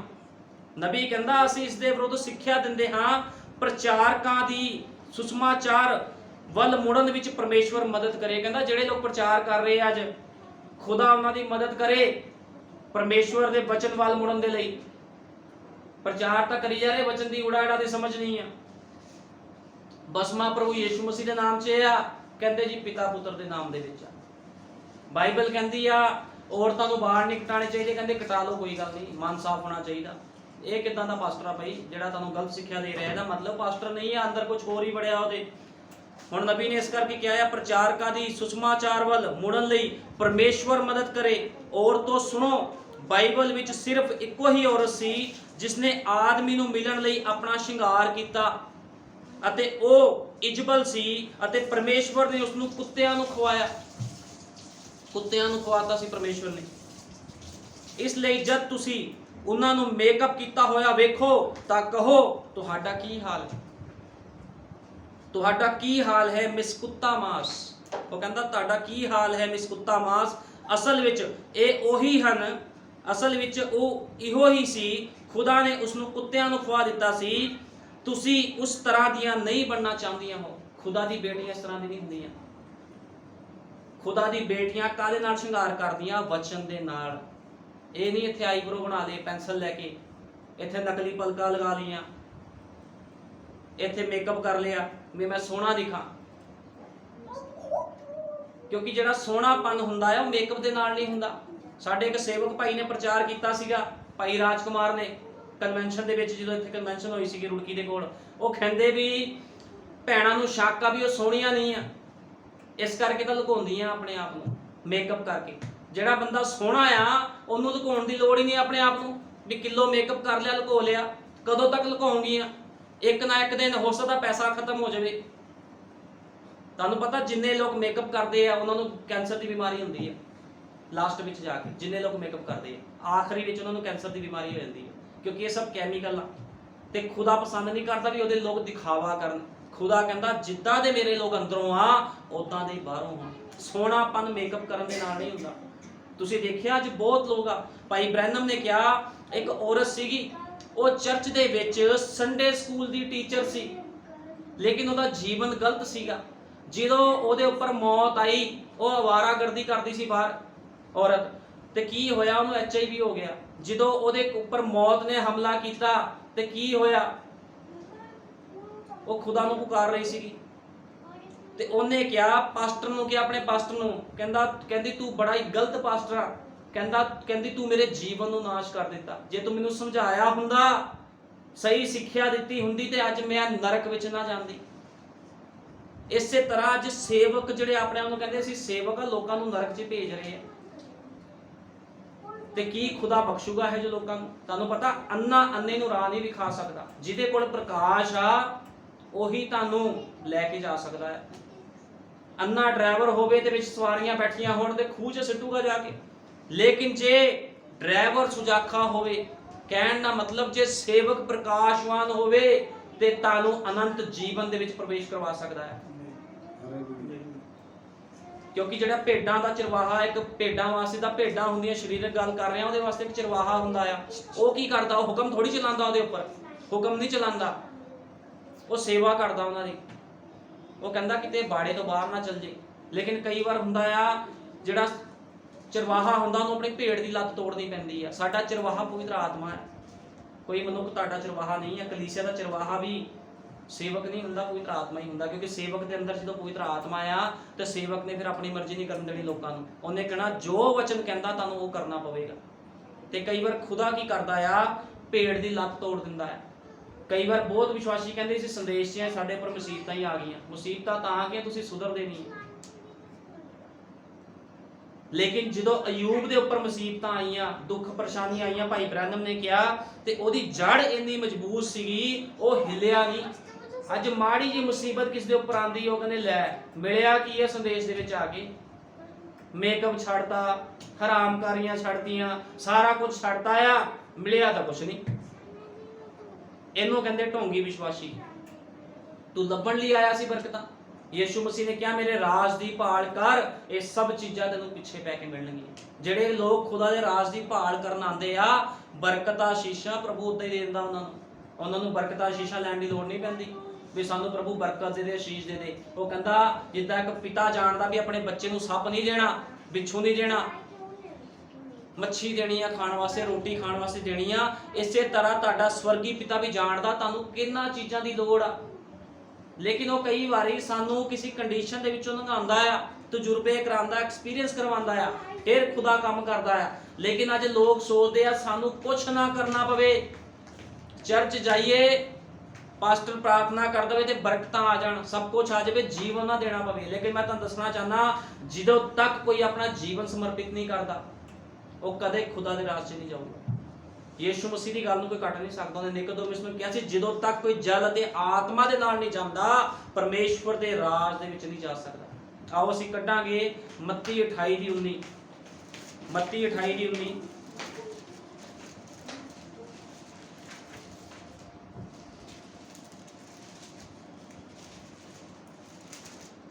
ਮੱਤੀ 28:19 ਵਿੱਚ ਲਿਖਿਆ ਆ, ਇਸ ਲਈ ਤੁਸੀਂ ਜਾ ਕੇ ਸਾਰੀਆਂ ਕੌਮਾਂ ਨੂੰ ਚੇਲੇ ਬਣਾਓ ਅਤੇ ਉਹਨਾਂ ਨੂੰ ਪਿਤਾ ਅਤੇ ਪੁੱਤਰ ਅਤੇ ਪਵਿੱਤਰ ਆਤਮਾ ਦੇ ਨਾਮ 'ਚ ਬਪਤਿਸਮਾ ਦਿਓ ਔਰ ਉਹਨਾਂ ਨੂੰ ਸਿਖਾਓ ਭਾਈ ਉਹਨਾਂ ਸਾਰੀਆਂ ਗੱਲਾਂ ਦੀ ਪਾਲਣਾ ਕਰਨ ਜਿਨ੍ਹਾਂ ਦਾ ਮੈਂ ਤੁਹਾਨੂੰ ਹੁਕਮ ਦਿੱਤਾ ਹੈ। ਵੇਖੋ ਮੈਂ ਯੁੱਗ ਦੇ ਅੰਤ ਤੱਕ ਹਰ ਵੇਲੇ ਤੁਹਾਡੇ ਨਾਲ ਹਾਂ। ਹੁਣ ਜਦੋਂ ਯਿਸੂ ਮਸੀਹ ਉਠਾਇਆ ਜਾ ਰਿਹਾ ਸੀ, ਉਹਨੇ ਆਪਣੇ ਚੇਲਿਆਂ ਨੂੰ ਕਿਹਾ ਸਾਰੇ ਜਗਤ ਵਿੱਚ ਜਾਓ, ਉਹਨਾਂ ਨੂੰ ਪਿਤਾ ਅਤੇ ਪੁੱਤਰ ਅਤੇ ਪਵਿੱਤਰ ਆਤਮਾ ਦੇ ਨਾਮ ਦੇ ਵਿੱਚ ਬਪਤਿਸਮਾ ਦਿਓ। ਹੁਣ ਜਦੋਂ ਯਿਸੂ ਮਸੀਹ ਇਹਨਾਂ ਚੇਲਿਆਂ ਨਾਲ ਗੱਲ ਕਰ ਰਿਹਾ ਤੇ ਇੱਥੇ ਕੌਣ ਸੀਗੇ? ਇੱਥੇ ਚੇਲੇ ਖੜੇ ਸੀਗੇ ਜਿਨ੍ਹਾਂ ਨੂੰ ਹੁਕਮ ਦਿੱਤਾ ਜਾ ਰਿਹਾ ਆ। ਹੁਣ ਅੱਜ ਲੋਕ ਸਿਖਾਉਂਦੇ, ਅੱਜ ਲੋਕਾਂ ਨੂੰ ਬਹੁਤ ਕੰਫਿਊਜ਼ਨ ਆ ਬੈਪਟਾਈਜ਼ ਦੇ ਵਿੱਚ। ਜਦੋਂ ਤੱਕ ਤੁਹਾਨੂੰ ਬਪਤਿਸਮੇ ਦਾ ਨਹੀਂ ਪਤਾ ਵੀ ਬੈਪਟਾਈਜ਼ ਕੀ ਆ, ਬਪਤਿਸਮਾ ਕੀ ਆ, ਉਦੋਂ ਤੱਕ ਕੋਈ ਵੀ ਮਨੁੱਖ ਸੰਦੇਸ਼ 'ਚ ਨਹੀਂ ਚੱਲ ਸਕਦਾ। ਉਹ ਨਾ ਕਿਸੇ ਦੂਜੇ ਮਨੁੱਖ ਨਾਲ ਗੱਲ ਕਰ ਸਕਦਾ ਆ। ਉਹ ਆਪਣੇ ਚੇਲਿਆਂ ਨੂੰ ਹਿਦਾਇਤ ਦੇ ਰਿਹਾ ਆ, ਪਿਤਾ ਪੁੱਤਰ ਪਵਿੱਤਰ ਆਤਮਾ ਦੇ ਨਾਮ 'ਚ ਬਪਤਿਸਮਾ ਦਿਓ। ਹੁਣ ਇੱਥੇ ਕੀ ਹੁੰਦਾ ਆ, ਜੇ ਅਸੀਂ ਦੇਖਦੇ ਆ ਬਾਈਬਲ ਦੇ ਵਿੱਚੋਂ ਰਸੂਲਾਂ ਦੇ ਕਰਤੱਵ 2 ਅਧਿਆਏ ਕੱਢਾਂਗੇ। ਰਸੂਲਾਂ ਦੇ ਕਰਤੱਵ 2 ਅਧਿਆਏ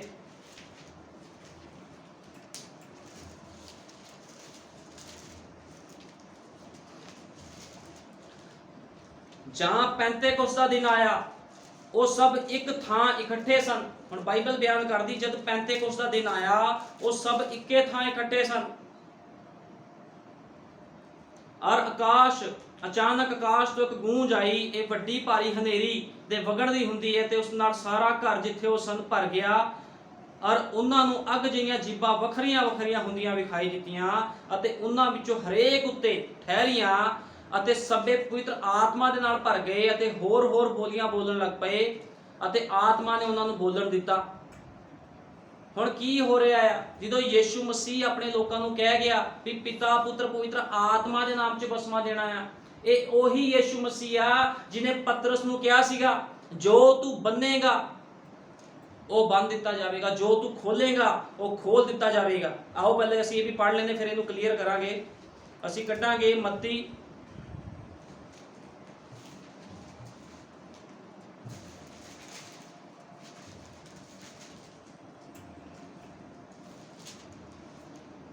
16 ਦੇ ਆਏ।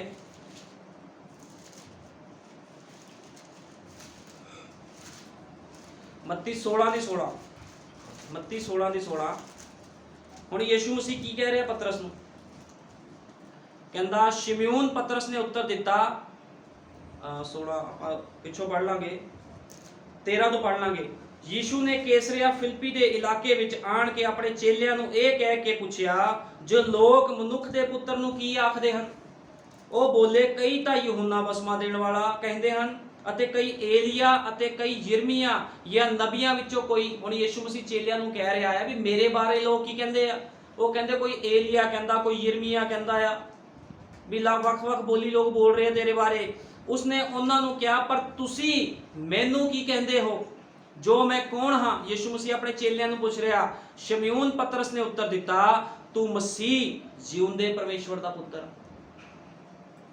ਯीशु ਨੇ ਉਸ ਨੂੰ ਉੱਤਰ ਦਿੱਤਾ, ਧੰਨ ਹੈ ਤੂੰ ਬਰਜੁਨਾ, ਕਿਉਂ ਜੋ ਸਰੀਰ ਅਤੇ ਲਹੂ ਨੇ ਨਹੀਂ, ਸਗੋਂ ਮੇਰੇ ਪਿਤਾ ਨੇ ਜਿਹੜਾ ਸਵਰਗ ਵਿੱਚ ਹੈ ਇਹ ਗੱਲ ਤੇਰੇ ਉੱਤੇ ਪ੍ਰਗਟ ਕੀਤੀ। ਅਤੇ ਮੈਂ ਵੀ ਤੈਨੂੰ ਆਖਦਾ ਹਾਂ, ਜੋ ਤੂੰ ਪਤਰਸ ਹੈ ਅਤੇ ਮੈਂ ਇਸ ਪੱਥਰ ਉੱਤੇ ਆਪਣੀ ਕਲੀਸਿਆ ਬਣਾਵਾਂਗਾ, ਅਤੇ ਪਤਾਲ ਅਤੇ ਫਾਟਕਾਂ ਦਾ ਉਸ ਉੱਤੇ ਕੋਈ ਵਸ ਨਾ ਚੱਲੇਗਾ। ਮੈਂ ਸਵਰਗ ਦੇ ਰਾਜ ਦੀਆਂ ਕੁੰਜੀਆਂ ਤੈਨੂੰ ਦਿਆਂਗਾ, ਅਤੇ ਜੋ ਕੁਛ ਤੂੰ ਧਰਤੀ ਤੇ ਬੰਨੇਗਾ ਸਵਰਗ ਵਿੱਚ ਬੰਨਿਆ ਜਾਵੇਗਾ, ਅਤੇ ਜੋ ਕੁਛ ਤੂੰ ਧਰਤੀ ਤੇ ਖੋਲੇਗਾ ਸਵਰਗ ਵਿੱਚ ਖੋਲਿਆ ਜਾਵੇਗਾ। ਤਦ ਉਸਨੇ ਉਹਨਾਂ ਚੇਲਿਆਂ ਨੂੰ ਤਾਕੀਦ ਕੀਤੀ, ਭਾਈ ਕਿਸੇ ਨੂੰ ਨਾ ਦੱਸੋ ਜੋ ਮੈਂ ਮਸੀਹ ਹਾਂ। ਹੁਣ ਦੇਖੋ ਯीशु ਮਸੀਹ ਇਖਤਿਆਰ ਦੇ ਰਿਹਾ ਆ। ਕਿਹਨੂੰ ਇਖਤਿਆਰ ਦੇ ਰਿਹਾ ਆ? ਪਤਰਸ ਨੂੰ। ਉਹ ਕਹਿੰਦਾ ਜੋ ਤੂੰ ਬੰਨੇਗਾ ਬੰਨ ਦਿੱਤਾ ਜਾਵੇਗਾ, ਜੋ ਤੂੰ ਖੋਲੇਗਾ ਖੋਲ ਦਿੱਤਾ ਜਾਵੇਗਾ। ਹੁਣ ਇਹ ਕਿੱਦਾਂ ਹੋ ਸਕਦਾ ਆ ਵੀ ਯीशु ਮਸੀਹ ਨੇ ਜੋ ਆਪਣੇ ਚੇਲੇ ਨੂੰ ਕਿਹਾ ਉਹ ਪੂਰਾ ਨਾ ਹੋਵੇ? ਕਦੇ ਹੋ ਸਕਦਾ ਖੁਦਾ ਦੇ ਮੂੰਹ ਵਿੱਚੋਂ ਕੋਈ ਗੱਲ ਨਿਕਲੀ ਹੋਵੇ ਤੇ ਖੁਦਾ ਉਹਨੂੰ ਪੂਰਿਆ ਨਾ ਕਰੇ? ਇਹ ਪੂਰਾ ਕਿੱਥੇ ਹੁੰਦਾ ਆ? ਇਹ ਰਸੂਲਾਂ ਦੇ ਕਰਤੱਵ 2:38 ਵਿੱਚ ਪੂਰਾ ਹੋਇਆ, ਜਦੋਂ ਉਹਨੇ ਕਿਹਾ, ਜਦੋਂ ਪਤਰਸ ਨੇ ਕਿਹਾ, ਅਸੀਂ 2:14 ਤੋਂ ਪੜ੍ਹ ਲਾਂਗੇ। ਤਦ ਪਤਰਸ ਨੇ ਉਹਨਾਂ 11 ਦੇ ਨਾਲ ਖਲੋ ਕੇ ਉੱਚੀ ਆਵਾਜ਼ ਨਾਲ ਆਖਣ ਲੱਗਾ ਕਿ ਹੇ ਯਹੂਦੀਓ ਤੇ ਯਰੂਸ਼ਲਮ ਦੇ ਸਭ ਰਹਿਣ ਵਾਲਿਓ, ਇਹ ਜਾਣ ਲਓ ਅਤੇ ਕੰਨ ਲਾ ਕੇ ਮੇਰੀਆਂ ਗੱਲਾਂ ਸੁਣੋ ਕਿ ਇਹ ਜਿਵੇਂ ਤੁਸੀਂ ਸਮਝਦੇ ਹੋ ਨਸ਼ੇ ਵਿੱਚ ਨਹੀਂ ਹਨ, ਕਿਉਂ ਜੋ ਅਜੇ ਪਹਿਰ ਦਿਨ ਚੜਿਆ ਹੈ, ਪਰ ਇਹ ਉਹ ਗੱਲ ਹੈ ਜੋ ਯੋਏਲ ਨਬੀ ਦੀ ਜਵਾਨੀ ਆਖੀ ਗਈ ਸੀ। ਪਰਮੇਸ਼ਵਰ ਆਖਦਾ ਹੈ, ਅੰਤ ਦੇ ਦਿਨਾਂ ਵਿੱਚ ਇਉਂ ਹੋਵੇਗਾ, ਜੋ ਮੇਰੇ ਆਤਮਾ ਵਿੱਚੋਂ ਸ਼ਰੀਰਾਂ ਉੱਤੇ ਵਹਾਇਆ ਜਾਵੇਗਾ, ਅਤੇ ਤੁਹਾਡੇ ਜਵਾਨ ਦਰਸ਼ਨ ਵੇਖਣਗੇ ਅਤੇ ਤੁਹਾਡੇ ਬੁੱਢੇ ਸੁਪਨੇ ਵੇਖਣਗੇ। ਉਹ ਕਹਿੰਦਾ ਵੀ ਇਹ ਤਾਂ ਉਹ ਕੰਮ ਹੋਇਆ ਜੋ ਯੋਏਲ ਨਬੀ ਦੀ ਜਵਾਨੀ ਹੋਇਆ ਸੀਗਾ, ਜੋ ਯੋਏਲ ਨਬੀ ਦੇ ਦੁਆਰਾ ਕਿਹਾ ਗਿਆ ਸੀ, ਉਪਰੰਤ ਇਸਰਾਇਲ ਦਾ ਸਾਰਾ ਘਰਾਣਾ ਪੱਕ ਜਾਣੇ ਇਸੇ ਯीशु ਨੂੰ, ਜਿਸ ਨੂੰ ਤੁਸੀਂ ਸਲੀਬ ਉੱਤੇ ਚੜਾਇਆ। ਪਰਮੇਸ਼ਵਰ ਨੇ ਉਸ ਨੂੰ ਪ੍ਰਭੂ ਵੀ ਅਤੇ ਮਸੀਹ ਵੀ ਕੀਤਾ। ਜਾਂ ਉਹਨਾਂ ਨੇ ਸੁਣਿਆ ਤਾਂ ਉਹਨਾਂ ਦੇ ਦਿਲ ਛਿੜ ਗਏ। ਹੁਣ ਜੋ ਪ੍ਰਭੂ ਨੇ ਵਾਅਦਾ ਕੀਤਾ ਸੀ ਉਹ ਪੂਰਾ ਹੋਣ ਜਾ ਰਿਹਾ ਸੀਗਾ। ਅੱਜ ਲੋਕ ਕਹਿੰਦੇ ਆ ਵੀ ਯीशु ਮਸੀਹ ਦੇ ਨਾਮ ਦੇ ਵਿੱਚ ਜਿਹੜਾ ਬਸਮਾ ਆ ਉਹ ਨਹੀਂ ਲੈਣਾ ਚਾਹੀਦਾ, ਤੇ ਬਹੁਤ ਲੋਕ ਲੋਕਾਂ ਦੇ ਪਿੱਛੇ ਲੱਗ ਜਾਂਦੇ ਆ। ਇਹ ਸਭ ਝੂਠੀ ਸਿੱਖਿਆ ਹੈ। ਜੋ ਯीशु ਮਸੀਹ ਨੇ ਕਿਹਾ ਉਹੀ ਪੂਰਾ ਹੋਣਾ। ਯीशु ਮਸੀਹ ਨੇ ਕਿਹਾ ਸੀਗਾ, ਪਿਤਾ ਪੁੱਤਰ ਪਵਿੱਤਰ ਆਤਮਾ ਦੇ ਨਾਮ 'ਚ ਬਸਮਾ ਦਿਓ। ਕਿਹਾ ਕਿਹਨੂੰ ਸੀਗਾ? ਪਤਰਸ ਨੂੰ। ਤੇ ਇਹ ਵੀ ਕਿਹਾ ਸੀ, ਜਦੋਂ ਤੱਕ ਕਰਾਰ ਕੀਤਾ ਹੋਇਆ ਪਵਿੱਤਰ ਆਤਮਾ ਨਹੀਂ ਆਂਦਾ ਤੁਸੀਂ ਨਗਰ ਤੋਂ ਬਾਹਰ ਨਹੀਂ ਜਾਣਾ। ਪੈਂਤੇਕੋਸਤ ਦੇ ਦਿਨ ਜਦੋਂ ਪਵਿੱਤਰ ਆਤਮਾ ਉਤਰਿਆ ਤੇ ਕੀ ਹੋਇਆ? ਜਾਂ ਉਹਨਾਂ ਨੇ ਸੁਣਿਆ ਤਾਂ ਉਹਨਾਂ ਦੇ ਦਿਲ ਛਿੜ ਗਏ, ਤੇ ਪਤਰਸ ਅਤੇ ਬਾਕੀ ਦੇ ਰਸੂਲਾਂ ਨੂੰ ਕਿਹਾ, ਹੇ ਭਾਈਓ ਅਸੀਂ ਕੀ ਕਰੀਏ? ਤਦ ਪਤਰਸ ਨੇ ਉਹਨਾਂ ਨੂੰ ਆਖਿਆ, ਤੌਬਾ ਕਰੋ ਅਤੇ ਤੁਹਾਡੇ ਵਿੱਚੋਂ ਹਰੇਕ ਆਪਣੇ ਆਪਣੇ ਪਾਪਾਂ ਦੀ ਮਾਫੀ ਦੇ ਲਈ ਯीशु ਮਸੀਹ ਦੇ ਨਾਮ 'ਚ ਬਸਮਾ ਲਵੋ, ਤਾਂ ਪਵਿੱਤਰ ਆਤਮਾ ਦਾ ਦਾਨ ਪਾਓਗੇ। ਕਿਉਂਕਿ ਇਹ ਕਰਾਰ ਤੁਹਾਡੇ ਅਤੇ ਤੁਹਾਡੇ ਬਾਲਕਾਂ ਦੇ ਨਾਲ ਹੈ, ਅਤੇ ਉਹਨਾਂ ਸਭਨਾਂ ਨਾਲ ਜਿਹੜੇ ਦੂਰ ਹਨ। ਦੂਰ ਕੌਣ ਸੀਗੇ? ਤੁਸੀਂ ਤੇ ਮੈਂ। ਜਿਨ੍ਹਾਂ ਨੂੰ ਪ੍ਰਭੂ ਸਾਡਾ ਪਰਮੇਸ਼ਵਰ ਆਪਣੇ ਕੋਲ ਬੁਲਾਵੇ, ਅਤੇ ਹੋਰ ਵੀ ਬਹੁਤੀਆਂ ਗੱਲਾਂ ਨਾਲ ਉਹਨਾਂ ਨੇ ਸਾਖੀ ਦਿੱਤੀ ਅਤੇ ਉਪਦੇਸ਼ ਕੀਤਾ, ਭਈ ਆਪਣੇ ਆਪ ਨੂੰ ਇਸ ਕੱਬੀ ਪੀੜੀ ਤੋਂ ਬਚਾਓ। ਸੋ ਜਿਨ੍ਹਾਂ ਨੇ ਉਸ ਦੀ ਗੱਲ ਮੰਨ ਲਈ ਉਹਨਾਂ ਨੇ ਬਸਮਾ ਲਿਆ, ਅਤੇ ਉਸੇ ਦਿਨ 3000 ਜਣੇ ਉਹਨਾਂ ਵਿੱਚ ਰਲ ਗਏ। 3000 ਜਣਿਆਂ ਨੂੰ ਬਸਮਾ ਦਿੱਤਾ। 3000 ਨਾਲ ਰਲ ਗਏ ਅਤੇ ਉਹ ਲਗਾਤਾਰ ਰਸੂਲਾਂ ਦੀ ਸਿੱਖਿਆ ਅਤੇ ਸੰਗਤ ਅਤੇ ਰੋਟੀ ਤੋੜਨ ਅਤੇ ਪ੍ਰਾਰਥਨਾ ਕਰਨ ਵਿੱਚ ਲੱਗੇ ਰਹੇ। ਉਹ ਖੁਦਾ ਦੀ ਮਹਿਮਾ ਕਰਨ ਦੇ ਵਿੱਚ ਲੱਗੇ ਰਹੇ। ਲੇਕਿਨ ਜਿਹੜਾ ਇਕਰਾਰ ਸੀਗਾ, ਜੋ ਤੂੰ ਬੰਨੇਗਾ ਉਹ ਬੰਨ ਦਿੱਤਾ ਜਾਵੇਗਾ, ਜੋ ਤੂੰ ਖੋਲੇਗਾ ਖੋਲ ਦਿੱਤਾ ਜਾਵੇਗਾ। ਰਸੂਲਾਂ ਦੇ ਕਰਤੱਵ ਦੇ ਵਿੱਚ ਇਹ ਪੂਰਾ ਹੋਇਆ ਜੋ ਯਿਸੂ ਮਸੀਹ ਨੇ ਕਿਹਾ ਸੀਗਾ। ਤੇ ਤੁਸੀਂ ਦੇਖੋ ਅੱਜ ਮਿਸ਼ਨਾਂ ਜਥੇਬੰਦੀਆਂ ਡਿਨੋਮੀਨੇਸ਼ਨ ਦੇ ਵਿੱਚ ਕਿਹਾ ਜਾਂਦਾ ਆ ਪਿਤਾ ਪੁੱਤਰ ਪਵਿੱਤਰ ਆਤਮਾ ਦੇ ਨਾਮ 'ਚ ਬਸਮਾ। ਅਸੀਂ ਯਿਸੂ ਮਸੀਹ ਦੀ ਗੱਲ ਮੰਨਣੀ ਆ, ਅਸੀਂ ਪਤਰਸ ਦੀ ਗੱਲ ਥੋੜੀ ਮੰਨਣੀ ਆ। ਲੇਕਿਨ ਕੌਣ ਸਮਝਾਵੇ? ਜੇ ਅਸੀਂ ਬਾਈਬਲ ਦੇ ਵਿੱਚੋਂ ਦੇਖਦੇ ਹਾਂ ਤੇ ਬਾਈਬਲ ਸਾਨੂੰ ਇਹੀ ਬਿਆਨ ਕਰਦੀ ਆ, ਪਵਿੱਤਰ ਆਤਮਾ ਸਭ ਤੋਂ ਪਹਿਲਾਂ ਕਿਹਨਾਂ ਨੇ ਪਾਇਆ ਸੀ? ਰਸੂਲਾਂ ਨੇ ਪਾਇਆ ਸੀਗਾ। ਤੇ ਕੀ ਪਵਿੱਤਰ ਆਤਮਾ ਪਾ ਕੇ ਝੂਠ ਬੋਲਣਗੇ ਉਹ? ਅੱਜ ਲੋਕਾਂ ਨੂੰ ਸਮਝ ਨਹੀਂ ਆ ਬਚਨ ਦੀ, ਹਰ ਬੰਦਾ। ਇਸ ਕਰਕੇ ਮੈਂ ਤੁਹਾਨੂੰ ਸਮਝਾ ਰਿਹਾ ਵੀ ਪਵਿੱਤਰ ਆਤਮਾ ਕਰਦਾ ਕੀ ਆ। ਇਹ ਉਹੀ ਪਤਰਸ ਆ ਜਿਹਨੇ ਯਿਸੂ ਮਸੀਹ ਦਾ 3 ਵਾਰੀ ਇਨਕਾਰ ਕੀਤਾ ਸੀਗਾ। ਜਦੋਂ ਯਿਸੂ ਮਸੀਹ ਨੂੰ ਮਾਰ ਪੈ ਰਹੀ ਸੀ, ਡਰ ਗਿਆ ਦੇਖ ਕੇ ਵੀ ਯਿਸੂ ਮਸੀਹ ਨੂੰ ਕੁੱਟ ਰਹੇ ਆ। ਲੇਕਿਨ ਇਹੀ ਪਤਰਸ ਕਹਿੰਦਾ ਮੈਨੂੰ ਪੁੱਠੀ ਸਲੀਪ ਦਿੱਤੀ ਜਾਵੇ। ਮੈਂ ਤੁਹਾਨੂੰ ਦੱਸਣਾ ਚਾਹੁੰਦਾ, ਜਿਹਦੇ ਅੰਦਰ ਖੁਦਾ ਦਾ ਪਵਿੱਤਰ ਆਤਮਾ ਹੁੰਦਾ ਉਹ ਬੰਦਾ ਆਪਣੀ ਮਰਜ਼ੀ ਨਾਲ ਨਹੀਂ ਬੋਲ ਸਕਦਾ। ਹੁਣ ਯਿਸੂ ਮਸੀਹ ਕਹਿ ਰਿਹਾ ਪਿਤਾ ਪੁੱਤਰ ਪਵਿੱਤਰ ਆਤਮਾ ਦੇ ਨਾਮ 'ਚ ਬਸਮਾ ਦੇਣਾ। ਪਤਰਸ ਪ੍ਰਭੂ ਯਿਸੂ ਮਸੀਹ ਦੇ ਨਾਮ 'ਚ ਬਸਮਾ ਦੇ ਰਿਹਾ। ਫਿਰ ਵੀ ਕਈ ਲੋਕਾਂ ਨੂੰ ਸਮਝ ਨਹੀਂ ਲੱਗਦੀ ਇਹ ਗੱਲਾਂ ਦੀ, ਕਿਉਂਕਿ ਉਹਨਾਂ ਦੇ ਅੰਦਰ ਪਵਿੱਤਰ ਆਤਮਾ ਹੀ ਨਹੀਂ ਹੈ। ਜਦੋਂ ਤੱਕ ਕੋਈ ਹਲੀਮੀ ਦੇ ਨਾਲ ਖੁਦਾ ਦੇ ਕੋਲ ਨਹੀਂ ਆਉਂਦਾ, ਖੁਦਾ ਦੀ ਗੱਲਾਂ ਨੂੰ ਸਮਝ ਨਹੀਂ ਸਕਦਾ। ਇਹ ਖੁਦਾ ਦੇ ਖਿਆਲਾਂ ਨੂੰ ਕਿਹਨੇ ਸਮਝਿਆ? ਇਹ ਖੁਦਾ ਦੀ ਸੋਚ ਨੂੰ ਕਿਹਨੇ ਸਮਝਿਆ? ਜਦੋਂ ਪਵਿੱਤਰ ਆਤਮਾ ਕਿਸੇ ਮਨੁੱਖ ਦੇ ਅੰਦਰ ਆਂਦਾ ਤੇ ਉਹ ਪਵਿੱਤਰ ਆਤਮਾ ਪਾਇਆ ਹੋਇਆ ਮਨੁੱਖ ਖੁਦਾ ਦੇ ਵਿਚਾਰਾਂ ਨੂੰ ਵੀ ਜਾਣ ਲੈਂਦਾ ਵੀ ਖੁਦਾ ਤੇਰੇ ਵਿਚਾਰ ਕੀ ਆ। ਤੁਹਾਨੂੰ ਪਤਾ ਜਦੋਂ ਏਲੀਆ ਨਬੀ ਧਰਤੀ ਤੇ ਸੀਗਾ, ਏਲੀਆ ਉਹੀ ਬੋਲਦਾ ਸੀ ਜੋ ਖੁਦਾ ਕਹਿੰਦਾ ਸੀ ਉਹਨੂੰ, ਕਿਉਂਕਿ ਪਵਿੱਤਰ ਆਤਮਾ ਹੀ ਵਿਚਾਰ ਹੁੰਦਾ ਖੁਦਾ ਦਾ। ਜਿਹੜਾ ਪਵਿੱਤਰ ਆਤਮਾ ਹੁੰਦਾ ਆ ਉਹੀ ਖੁਦਾ ਦਾ ਵਿਚਾਰ, ਤੇ ਪਵਿੱਤਰ ਆਤਮਾ ਅਲੱਗ-ਅਲੱਗ ਨਹੀਂ ਆ। ਜੇ ਖੁਦਾ ਕਿਸੇ ਦੇ ਮਨ 'ਚ ਵਿਚਾਰ ਪਾਉਂਦਾ ਵੀ ਤੂੰ ਆਹ ਕੰਮ ਕਰਨਾ, ਤੇ ਉਹ ਪਵਿੱਤਰ ਆਤਮਾ ਹੀ ਵਿਚਾਰ ਪਾ ਰਿਹਾ ਆ। ਜੇ ਉਹਨੇ ਪਤਰਸ ਨੂੰ ਕਿਹਾ, ਜਦੋਂ ਪਵਿੱਤਰ ਆਤਮਾ ਉਤਰਿਆ ਤੇ ਪਤਰਸ ਨੂੰ ਦੱਸਿਆ ਵੀ ਯਿਸੂ ਮਸੀਹ ਦੇ ਨਾਮ 'ਚ ਬਸਮਾ ਆ, ਇਹ ਉਹੀ ਯਹੋਵਾ ਜਿਹੜਾ ਮੂਸਾ ਦੇ ਨਾਲ ਪਹਾੜ ਤੇ ਬੋਲਿਆ ਸੀ, ਇਹੀ ਧਰਤੀ ਤੇ ਆਇਆ ਸੀਗਾ, ਮਨੁੱਖ ਬਣਿਆ। ਉਹਨੇ ਕਲੀਅਰ ਕੀਤਾ ਇਹਨਾਂ ਚੀਜ਼ਾਂ ਨੂੰ ਜਦੋਂ ਪਵਿੱਤਰ ਆਤਮਾ ਅੰਦਰ ਆਇਆ। ਜੇ ਅਸੀਂ ਸੰਤ ਪੌਲੁਸ ਨੂੰ ਦੇਖਦੇ ਹਾਂ, ਸੰਤ ਪੌਲੁਸ ਜਦੋਂ ਲੋਕਾਂ ਨੂੰ ਮਾਰਦਾ ਸੀਗਾ, ਕੁੱਟਦਾ ਸੀਗਾ, ਲੇਕਿਨ ਕੀ ਹੋਇਆ? ਜਦੋਂ ਉਹਦੇ ਅੰਦਰ ਪਵਿੱਤਰ ਆਤਮਾ ਆਇਆ ਤੇ ਉਹ ਕੀ ਕਹਿੰਦਾ ਯਿਸੂ ਮਸੀਹ ਦੇ ਨਾਮ 'ਚ ਬਸਮਾ ਲਓ। ਕੋਈ ਸਵਰਗ ਤੋਂ ਵੀ ਦੂਤ ਆਵੇ, ਜੋ ਸਿੱਖਿਆ ਅਸੀਂ ਤੁਹਾਨੂੰ ਦਿੱਤੀ, ਜੇ ਨਾ ਦਵੇ ਤਾਂ ਸ਼ਾਪਿਤ ਹੋਵੇ। ਕੌਣ ਕੱਟੂਗਾ ਇਹਨਾਂ ਗੱਲਾਂ ਨੂੰ? ਅੱਜ ਲੋਕ ਕਹਿੰਦੇ ਚੇਲੇ ਗਲਤ ਸੀਗੇ। ਜੇ ਚੇਲੇ ਗਲਤ ਸੀ ਭਾਈ, ਇਸ ਜਿਹੜੀ ਸਾਰੀ ਬਾਈਬਲ ਆ ਸੰਤ ਪੌਲੁਸ ਦੇ ਦੁਆਰਾ, ਜ਼ਿਆਦਾ ਹਿੱਸਾ ਜਿਹੜਾ ਆ ਸੰਤ ਪੌਲੁਸ ਦੇ ਦੁਆਰਾ ਲਿਖਿਆ ਗਿਆ ਬਾਈਬਲ ਦਾ। ਫਿਰ ਇਹਦਾ ਮਤਲਬ ਵੀ ਲੋਕ ਗਲਤੀ ਪੜ੍ਹੀ ਜਾ ਰਹੇ ਆ। ਪਵਿੱਤਰ ਆਤਮਾ ਦੀ ਲਿਖਤ ਆ ਸਾਰੀ ਬਾਈਬਲ, ਲਿਖਾਈ ਚੇਲਿਆਂ ਤੋਂ ਗਈ ਆ, ਲੇਕਿਨ ਸਭ ਪਵਿੱਤਰ ਆਤਮਾ ਦੀ ਲਿਖਤ ਆ। ਤੇ ਪਵਿੱਤਰ ਆਤਮਾ ਆਪਣਾ ਵਿਰੋਧ ਨਹੀਂ ਕਰ ਸਕਦਾ। ਜੋ ਪਵਿੱਤਰ ਆਤਮਾ ਨੇ ਕਿਹਾ ਯਿਸੂ ਮਸੀਹ ਦੇ ਨਾਮ 'ਚ ਬਸਮਾ, ਤੇ ਯਿਸੂ ਮਸੀਹ ਦੇ ਨਾਮ ਦੇ ਵਿੱਚ ਹੀ ਬਸਮਾ ਆ। ਇਸ ਕਰਕੇ ਨਬੀ ਨੇ ਕਿਹਾ ਆ, ਸਵਰਗ ਦਾ ਰਾਜ ਕੀ ਹੈ? ਪਵਿੱਤਰ ਆਤਮਾ। ਬਾਈਬਲ ਕਹਿੰਦੀ ਹੈ ਸਵਰਗ ਦਾ ਰਾਜ ਤੁਹਾਡੇ ਅੰਦਰ ਹੈ। ਮੇਰਾ ਮਤਲਬ ਹੈ ਪਰਮੇਸ਼ਵਰ ਦਾ ਰਾਜ ਤੁਹਾਡੇ ਅੰਦਰ ਹੈ। ਜਦੋਂ ਤੁਹਾਡੇ ਅੰਦਰ ਪਵਿੱਤਰ ਆਤਮਾ ਆ ਜਾਂਦਾ ਤਾਂ ਪਰਮੇਸ਼ਵਰ ਦਾ ਰਾਜ ਵੀ ਤੁਹਾਡੇ ਅੰਦਰ ਆ ਜਾਂਦਾ ਹੈ। ਫਿਰ ਤੁਹਾਡੇ ਅੰਦਰ ਕੋਈ ਹੋਰ ਰਾਜ ਨਹੀਂ ਕਰ ਸਕਦਾ। ਅੱਜ ਲੋਕਾਂ ਦੇ ਅੰਦਰ ਕੀ ਰਾਜ ਕਰ ਰਿਹਾ? ਸੰਸਾਰ ਦੇ ਕੰਮ। ਲੇਕਿਨ ਜਦੋਂ ਪਵਿੱਤਰ ਆਤਮਾ ਆ ਜਾਂਦਾ ਆ ਤੇ ਪਵਿੱਤਰ ਆਤਮਾ ਫਿਰ ਕਿਸ ਨੂੰ ਠਹਿਰਨ ਨਹੀਂ ਦਿੰਦਾ। ਪਵਿੱਤਰ ਆਤਮਾ ਫਿਰ ਮਨੁੱਖ ਦੇ ਵਿੱਚ ਆ ਕੇ ਕਬਜ਼ਾ ਕਰ ਲੈਂਦਾ। ਉਹ ਕਹਿੰਦਾ ਵੀ ਮੈਂ ਜਾਂ ਸੰਸਾਰ, ਜਿਹਦਾ ਏਲੀਆ ਨਬੀ ਨੇ ਕਿਹਾ ਸੀਗਾ, ਜਾਂ ਤਾਂ ਤੁਸੀਂ ਬਾਲ ਦੀ ਉਪਾਸਨਾ ਕਰੋ ਜਾਂ ਫਿਰ ਜਿਉਂਦੇ ਯਹੋਵਾ ਦੀ ਉਪਾਸਨਾ ਕਰੋ। ਜਿਹੜੇ ਦੋਗਲੇ ਲੋਕ ਹੁੰਦੇ, ਤਾਂ ਹੀ ਤਾਂ ਖੁਦਾ ਕਹਿੰਦਾ ਮੈਂ ਦੋਗਲੇ ਲੋਕਾਂ ਨੂੰ ਨਹੀਂ ਪਸੰਦ ਕਰਦਾ, ਕਦੇ ਸੰਸਾਰ 'ਚ ਕਦੇ ਆਤਮਿਕ। ਉਹ ਕਹਿੰਦਾ ਮੈਂ ਉਗਲ ਸਿੱਟੂਗਾ ਆਪਣੇ ਮੂੰਹ ਦੇ ਵਿੱਚੋਂ। ਖੁਦਾ ਉਹਨਾਂ ਲੋਕਾਂ ਨੂੰ ਪਸੰਦ ਕਰਦਾ ਜਿਹੜੇ ਇੱਕੋ 'ਚ ਰਹਿੰਦੇ ਆ। ਜਿੰਨੀ ਮਰਜ਼ੀ ਕੰਡੀਸ਼ਨ ਖਰਾਬ ਹੋ ਜਾਵੇ, ਜਿਹਦੇ ਕੋਲ ਖੁਦਾ ਦਾ ਪਵਿੱਤਰ ਆਤਮਾ ਆ, ਉਹਨੂੰ ਕੋਈ ਹਿਲਾ ਨਹੀਂ ਸਕਦਾ। ਕਿਉਂਕਿ ਸੰਸਾਰ ਦੇ ਵਿੱਚ ਬਹੁਤ ਭੇੜੀਏ ਆ ਗਏ ਆ, ਬਹੁਤ ਲੋਕ ਆ ਗਏ ਆ। ਉਹ ਚਮਤਕਾਰ ਵੀ ਦਿਖਾਣਗੇ, ਉਹਨਾਂ ਨੇ ਕਹਿਣਾ ਨਹੀਂ ਸਿੱਖਿਆ ਗਲਤ ਆ, ਨਬੀ ਦੀ ਸਿੱਖਿਆ ਗਲਤ ਆ। ਇੱਥੇ ਆ ਜਾਓ ਚਰਚ ਵਿੱਚ, ਤੁਹਾਨੂੰ ਦੇਖੋ ਕੋਠੀਆਂ ਮਿਲ ਜਾਣੀ, ਕਾਰਾਂ ਮਿਲ ਜਾਣੀਆਂ। ਲੇਕਿਨ ਮੈਂ ਤੁਹਾਨੂੰ ਦੱਸਣਾ ਚਾਹੁੰਦਾ, ਉਹ ਕੋਠੀਆਂ ਕਾਰਾਂ ਉਹ ਪੈਸੇ ਦਾ ਕੀ ਫਾਇਦਾ? ਦੇਣਾ ਤਾਂ ਖੁਦਾ ਨਹੀਂ ਆ, ਖੁਦਾ ਇੱਥੇ ਵੀ ਦੇ ਸਕਦਾ ਹੈ। ਇਸ ਕਰਕੇ ਸੰਦੇਸ਼ ਦੇ ਵਿੱਚ ਜੀਵਨ ਬਤੀਤ ਕਰੋ। ਤੁਹਾਨੂੰ ਪਤਾ ਹੈ ਕਿ ਨਰਕ ਦੇ ਵਿੱਚ ਕਿੱਦਾਂ ਲੋਕ ਤੜਫ ਰਹੇ ਆ।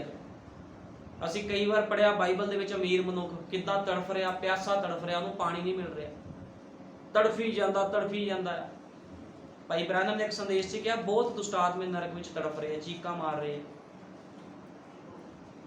ਜਦੋਂ ਮਨੁੱਖ ਦੇ ਅੰਦਰ ਸਾਹ ਪ੍ਰਾਣ ਨਿਕਲ ਗਏ, ਸਭ ਕਹਾਣੀ ਖਤਮ, ਸਭ ਕੁਝ ਇੱਥੇ ਦਾ ਇੱਥੇ ਰਹਿ ਜਾਣਾ। ਤੁਸੀਂ ਦੇਖੋ ਅੱਜ ਮਹਾਨ ਵੱਡੇ ਵੱਡੇ ਲੋਕ ਆ ਜਿਨ੍ਹਾਂ ਕੋਲ ਕਰੋੜਾਂ ਅਰਬਾਂ ਰੁਪਈਆ ਆ, ਜਦੋਂ ਮਰਦੇ ਆ ਕੁਝ ਵੀ ਨਾਲ ਨਹੀਂ ਲੈ ਕੇ ਜਾਂਦੇ। ਇੱਥੇ ਤੱਕ ਕਿ ਜਿਹੜਾ ਸਿਕੰਦਰ ਬਾਰੇ ਭਾਈ ਬ੍ਰਾਨਮ ਨੇ ਕਿਹਾ, ਜਿਹੜਾ ਸਿਕੰਦਰ ਸੀਗਾ, ਜਦੋਂ ਉਹ ਸਿਕੰਦਰ ਮਰਿਆ ਤੇ ਸਭ ਕੁਝ ਛੱਡ ਗਿਆ, ਉਹ ਕਹਿੰਦਾ ਜਦੋਂ ਤੁਸੀਂ ਮੇਰਾ ਜਨਾਜ਼ਾ ਪੜ੍ਹਨਾ ਮੇਰੀ ਬਾਹਾਂ ਬਾਹਰ ਕੱਢ ਦਿਓ ਤਾਂ ਕਿ ਲੋਕਾਂ ਨੂੰ ਪਤਾ ਲੱਗੇ ਮੈਂ ਕੁਝ ਨਹੀਂ ਲੈ ਕੇ ਗਿਆ। ਕਹਿੰਦਾ ਮੇਰੇ ਪੈਸੇ ਨੂੰ ਖਿਲਾਰ ਦਿੱਤਾ ਜਾਵੇ ਤਾਂ ਕਿ ਪਤਾ ਲੱਗੇ ਵੀ ਇਹ ਡਾਕਟਰਾਂ ਨੇ ਪੈਸੇ ਦੁਆਰਾ ਵੀ ਮੇਰਾ ਬਚਾਅ ਨਹੀਂ ਕੀਤਾ। ਕਿੱਦਾਂ ਉਹਦਾ ਜੀਵਨ ਖਤਮ ਹੋ ਗਿਆ। ਕਿ ਪੈਸੇ ਦੇ ਨਾਲ ਕੋਈ ਜੀਵਨ ਨੂੰ ਪ੍ਰਾਪਤ ਕਰ ਸਕਦਾ? ਨਹੀਂ ਕਰ ਸਕਦਾ, ਪੈਸੇ ਦੇ ਨਾਲ ਨਹੀਂ। ਲੇਕਿਨ ਇੱਕ ਰਾਸਤਾ ਹੈ, ਯਿਸੂ ਮਸੀਹ ਦਾ ਲਹੂ, ਜਿਹਦੇ ਦੁਆਰਾ ਤੁਸੀਂ ਜੀਵਨ ਨੂੰ ਪ੍ਰਾਪਤ ਕਰ ਸਕਦੇ ਹੋ। ਤੇ ਜਿਹਦੇ ਉੱਪਰ ਮੋਹਰ ਲੱਗੀ ਆ, ਜਿਹੜਾ ਮਨੁੱਖ ਸੀਲ ਬਣਦਾ, ਯਿਸੂ ਮਸੀਹ ਦੇ ਲਹੂ ਦੇ ਵਿੱਚ ਜਿਹੜਾ ਮਨੁੱਖ ਸੀਲ ਆ, ਉਹਨੂੰ ਡਰਨ ਦੀ ਲੋੜ ਨਹੀਂ ਆ। ਸੰਸਾਰ 'ਚ ਜੋ ਮਰਜ਼ੀ ਹੋ ਜਾਵੇ, ਸ਼ੈਤਾਨ ਭਾਵੇਂ ਜਿੰਨੀ ਮਰਜ਼ੀ ਤੁਹਾਡੇ ਨਾਲ ਟੱਕਰ ਲੈ ਲਵੇ, ਤੁਹਾਨੂੰ ਡਰਨ ਦੀ ਲੋੜ ਨਹੀਂ ਹੈ, ਤੁਸੀਂ ਫਿਰ ਵੀ ਸੇਫ ਹੋ। ਅਯੂਬ ਖੁਦਾ ਦੇ ਲਹੂ 'ਚ ਸੀਲ ਸੀਗਾ ਤੇ ਕੀ ਉਹ ਹਿੱਲਿਆ? ਜੇ ਉਹਦੇ ਕੋਲ ਸਾਰਾ ਕੁਝ ਲੈ ਲਿਆ ਗਿਆ ਸੀਗਾ ਸ਼ੈਤਾਨ ਦੁਆਰਾ, ਤੇ ਪ੍ਰਭੂ ਨੇ ਉਹਨੂੰ ਦੁੱਗਣਾ ਕਰਕੇ ਮੋੜ ਦਿੱਤਾ। ਲੇਕਿਨ ਪ੍ਰਭੂ ਤਾਂ ਉਹਦੇ ਵਿਸ਼ਵਾਸ ਨੂੰ ਪਰਖ ਰਿਹਾ ਸੀਗਾ। ਕਿ ਅੱਜ ਇਦਾਂ ਦੇ ਵਿਸ਼ਵਾਸੀ ਲੋਕ, ਅੱਜ ਕੋਈ ਵੀ ਇਦਾਂ ਦਾ ਨਹੀਂ ਮਿਲਦਾ, ਬਹੁਤ ਘੱਟ ਲੋਕ ਆ ਜਿਹੜੇ ਵਿਸ਼ਵਾਸੀ। ਲੇਕਿਨ ਮੈਂ ਪ੍ਰਭੂ ਦਾ ਸ਼ੁਕਰਗੁਜ਼ਾਰ ਹਾਂ, ਉਹਦੀ ਦੁਲਹਨ, ਉਹਦੀ ਲਾੜੀ ਇਹੋ ਜੀ ਹੈ ਜਿਹਨੇ ਵਚਨ ਦੇ ਨਾਲ ਸ਼ਿੰਗਾਰ ਕੀਤਾ, ਉਹ ਕਦੇ ਨਹੀਂ ਹਿੱਲੇਗੀ। ਕਿਉਂਕਿ ਜਿਹੜੇ ਉਹਦੇ ਪਵਿੱਤਰ ਲੋਕ ਆ, ਜਿਹੜੇ ਪਵਿੱਤਰ ਆਤਮਾ ਪਾਏ ਹੋਏ ਲੋਕ ਆ, ਉਹ ਮੁਸੀਬਤਾਂ, ਤੰਗੀਆਂ, ਗਰੀਬੀ ਵੱਲ ਨਹੀਂ ਦੇਖਦੇ। ਉਹ ਕਹਿੰਦੇ ਪ੍ਰਭੂ ਜੀ ਜੋ ਤੇਰਾ ਵਚਨ ਆ ਉਹ ਪੂਰਾ ਹੋਵੇ ਸਾਡੇ ਜੀਵਨ 'ਚ। ਸਾਨੂੰ ਚਾਹੇ ਮੁਸੀਬਤਾਂ 'ਚੋਂ ਨਿਕਲਣਾ ਪਵੇ, ਚਾਹੇ ਦੁੱਖਾਂ 'ਚੋਂ ਨਿਕਲਣਾ ਪਵੇ, ਅਸੀਂ ਕਦੇ ਤੇਰੇ ਵਚਨ ਨੂੰ ਪਿੱਛੇ ਨਹੀਂ ਰੱਖਾਂਗੇ ਖੁਦਾਵੰਦ। ਉਹ ਪਹਿਲ ਦਿੰਦੇ ਲੋਕ ਖੁਦਾ ਨੂੰ। ਲੇਕਿਨ ਅੱਜ ਬਹੁਤ ਮਨੁੱਖ ਕੀ ਕਰਦੇ ਆ? ਸੰਸਾਰ ਨੂੰ ਪਹਿਲ ਦਿੰਦੇ ਆ, ਵਿਆਹਾਂ ਸ਼ਾਦੀਆਂ ਨੂੰ ਪਹਿਲ ਦਿੰਦੇ ਆ, ਜਨਮ ਦਿਨਾਂ ਤੇ ਚੱਲ ਜਾਂਦੇ ਆ। ਉਹ ਕਹਿੰਦੇ ਆਹ ਜ਼ਰੂਰੀ ਆ, ਇੱਕ ਸੰਡੇ ਚਰਚ ਨਹੀਂ ਜਾਵਾਂਗੇ ਫਿਰ ਕੀ ਹੋ ਗਿਆ? ਪ੍ਰਭੂ ਮਾਰ ਥੋੜੀ ਦੇਣ ਲੱਗਾ। ਲੇਕਿਨ ਉਹਨਾਂ ਲੋਕਾਂ ਨੂੰ ਨਹੀਂ ਪਤਾ ਲੱਗਦਾ ਪ੍ਰਭੂ ਨੇ ਕਿਸ ਨੂੰ ਨਹੀਂ ਮਾਰਨਾ। ਮਨੁੱਖ ਆਪਣੀ ਮੌਤ ਖੁਦ ਹੀ ਚੁਣੀ ਜਾਂਦਾ ਹੈ। ਪ੍ਰਭੂ ਨੇ ਥੋੜੀ ਮਾਰਿਆ ਸੀਗਾ। ਭਾਈ ਬ੍ਰੈਨਮ ਨੇ ਕਿਹਾ ਪ੍ਰਭੂ ਨੇ ਨਹੀਂ ਸੀ ਮਾਰਿਆ। ਨੂਹ ਦੇ ਸਮੇਂ 'ਚ ਜਿੰਨੇ ਲੋਕ ਮਰੇ ਆ, ਜਿੰਨੇ ਬੱਚੇ ਮਰੇ ਆ, ਛੋਟੇ ਛੋਟੇ ਸਭ ਸੀਗੇ, ਬੱਚੇ ਵੀ ਸੀਗੇ, ਛੋਟੇ ਛੋਟੇ ਬੱਚੇ, ਦੁੱਧ ਪੀਂਦੇ ਬੱਚੇ, ਬੁੱਢੇ ਬਜ਼ੁਰਗ ਸਭ ਸੀਗੇ। ਪ੍ਰਭੂ ਨੇ ਨਹੀਂ ਮਾਰਿਆ। ਪ੍ਰਭੂ ਨੇ ਕਿਸ਼ਤੀ ਤਿਆਰ ਕੀਤੀ ਸੀ ਜਿਹਨੇ ਬਚਣਾ ਆ ਜਾਓ। ਹੁਣ ਇਹ ਤਾਂ ਮਨੁੱਖ ਦੀ ਚੋਣ ਸੀਗੀ, ਮਨੁੱਖ ਦੀ ਸੋਚ ਸੀ ਵੀ ਉਹਨੇ ਆਣਾ ਕਿ ਨਹੀਂ ਆਣਾ। ਇਸੇ ਤਰ੍ਹਾਂ ਅੱਜ ਖੁਦਾ ਦਾ ਵਚਨ ਕਹਿੰਦਾ ਨਬੀ ਭੇਜ ਦਿੱਤਾ ਗਿਆ ਹੈ ਜਿਹਦਾ ਨਾਮ ਭਾਈ ਵਿਲੀਅਮ ਬ੍ਰੈਨਮ ਆ। ਉਹਨੇ ਉਤਪਤ ਤੋਂ ਲੈ ਕੇ ਪ੍ਰਕਾਸ਼ ਦੀ ਪੋਥੀ ਖੋਲ ਦਿੱਤੀ ਆ। ਉਹਨੇ ਦੱਸ ਦਿੱਤਾ ਆ ਵੀ ਇੱਕ ਮਸੀਹ ਬੰਦਾ ਕਿੱਦਾਂ ਬਚ ਸਕਦਾ ਹੈ, ਕਿੱਦਾਂ ਇੱਕ ਮਸੀਹ ਜੀਵਨ ਤੁਹਾਡਾ ਹੋਣਾ ਚਾਹੀਦਾ ਹੈ, ਤੁਸੀਂ ਕਿੱਦਾਂ ਬਚਾਓ ਕਰ ਸਕਦੇ ਆ ਆਪਣਾ। ਉਹਨੇ ਸਭ ਕੁਝ ਦੱਸਦਾ। ਜੇ ਤੁਸੀਂ ਨਿਰਦੇਸ਼ਾਂ ਨੂੰ ਨਹੀਂ ਮੰਨਦੇ, ਉਹਦੇ ਕਾਨੂੰਨਾਂ ਨੂੰ ਨਹੀਂ ਮੰਨਦੇ, ਤੇ ਖੁਦਾ ਥੋੜੀ ਦੋਸ਼ੀ ਆ। ਖੁਦਾ ਦੋਸ਼ੀ ਨਹੀਂ ਆ, ਫਿਰ ਮਨੁੱਖ ਆਪ ਦੋਸ਼ੀ ਆ।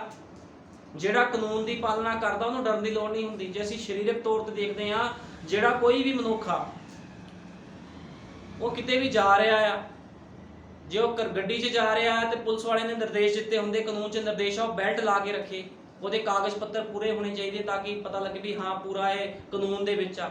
ਜੇ ਕੋਈ ਗਲਤ ਚੱਲਦਾ ਉਹਦਾ ਚਲਾਨ ਵੀ ਹੋ ਜਾਂਦਾ। ਇਸੇ ਤਰ੍ਹਾਂ ਖੁਦਾ ਦੇ ਵਚਨ ਦੇ ਵਿੱਚ ਆ, ਜੇ ਕੋਈ ਗਲਤ ਚੱਲਦਾ ਆ ਤੇ ਫਿਰ ਉਹ ਖਮਿਆਜਾ ਭੁਗਤਦਾ ਉਸ ਚੀਜ਼ ਦਾ। ਲੇਕਿਨ ਜੇ ਤੁਸੀਂ ਕਿਸ਼ਤੀ ਵਿੱਚ ਰਹੋਗੇ ਤੇ ਖੁਦਾਵੰਦ ਕਿਸ਼ਤੀ 'ਚ ਤੁਹਾਨੂੰ ਸਭ ਕੁਝ ਮੁਹੱਈਆ ਕਰੂਗਾ। ਤੁਸੀਂ ਵਚਨ ਦੇ ਦਾਇਰੇ ਵਿੱਚ ਰਹੋ, ਵਚਨ ਦੇ ਦਾਇਰੇ ਵਿੱਚ ਹੀ ਉਹ ਤੁਹਾਨੂੰ ਸਭ ਕੁਝ ਮੁਹੱਈਆ ਕਰੇਗਾ। ਕਿਉਂਕਿ ਉਹ ਕੋਈ ਪੱਥਰ ਨਹੀਂ ਆ, ਮੂਰਤ ਨਹੀਂ ਆ, ਉਹ ਜਿਉਂਦਾ ਖੁਦਾ ਆ।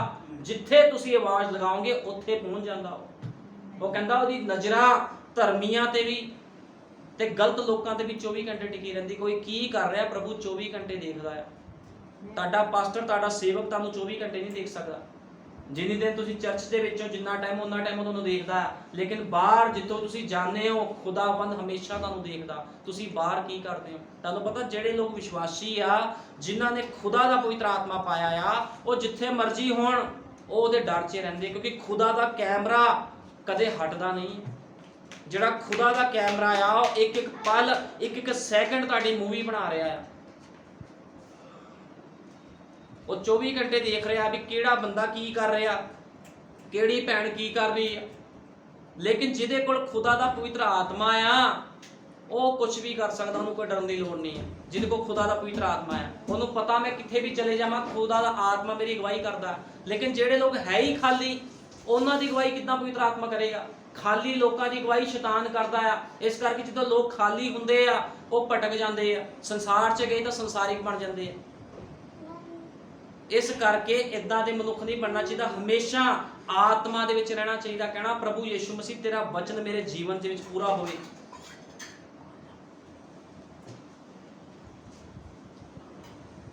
ਆਓ ਅਸੀਂ ਕੱਢਾਂਗੇ ਰਸੂਲਾਂ ਦੇ ਕਰਤੱਵ 10:44।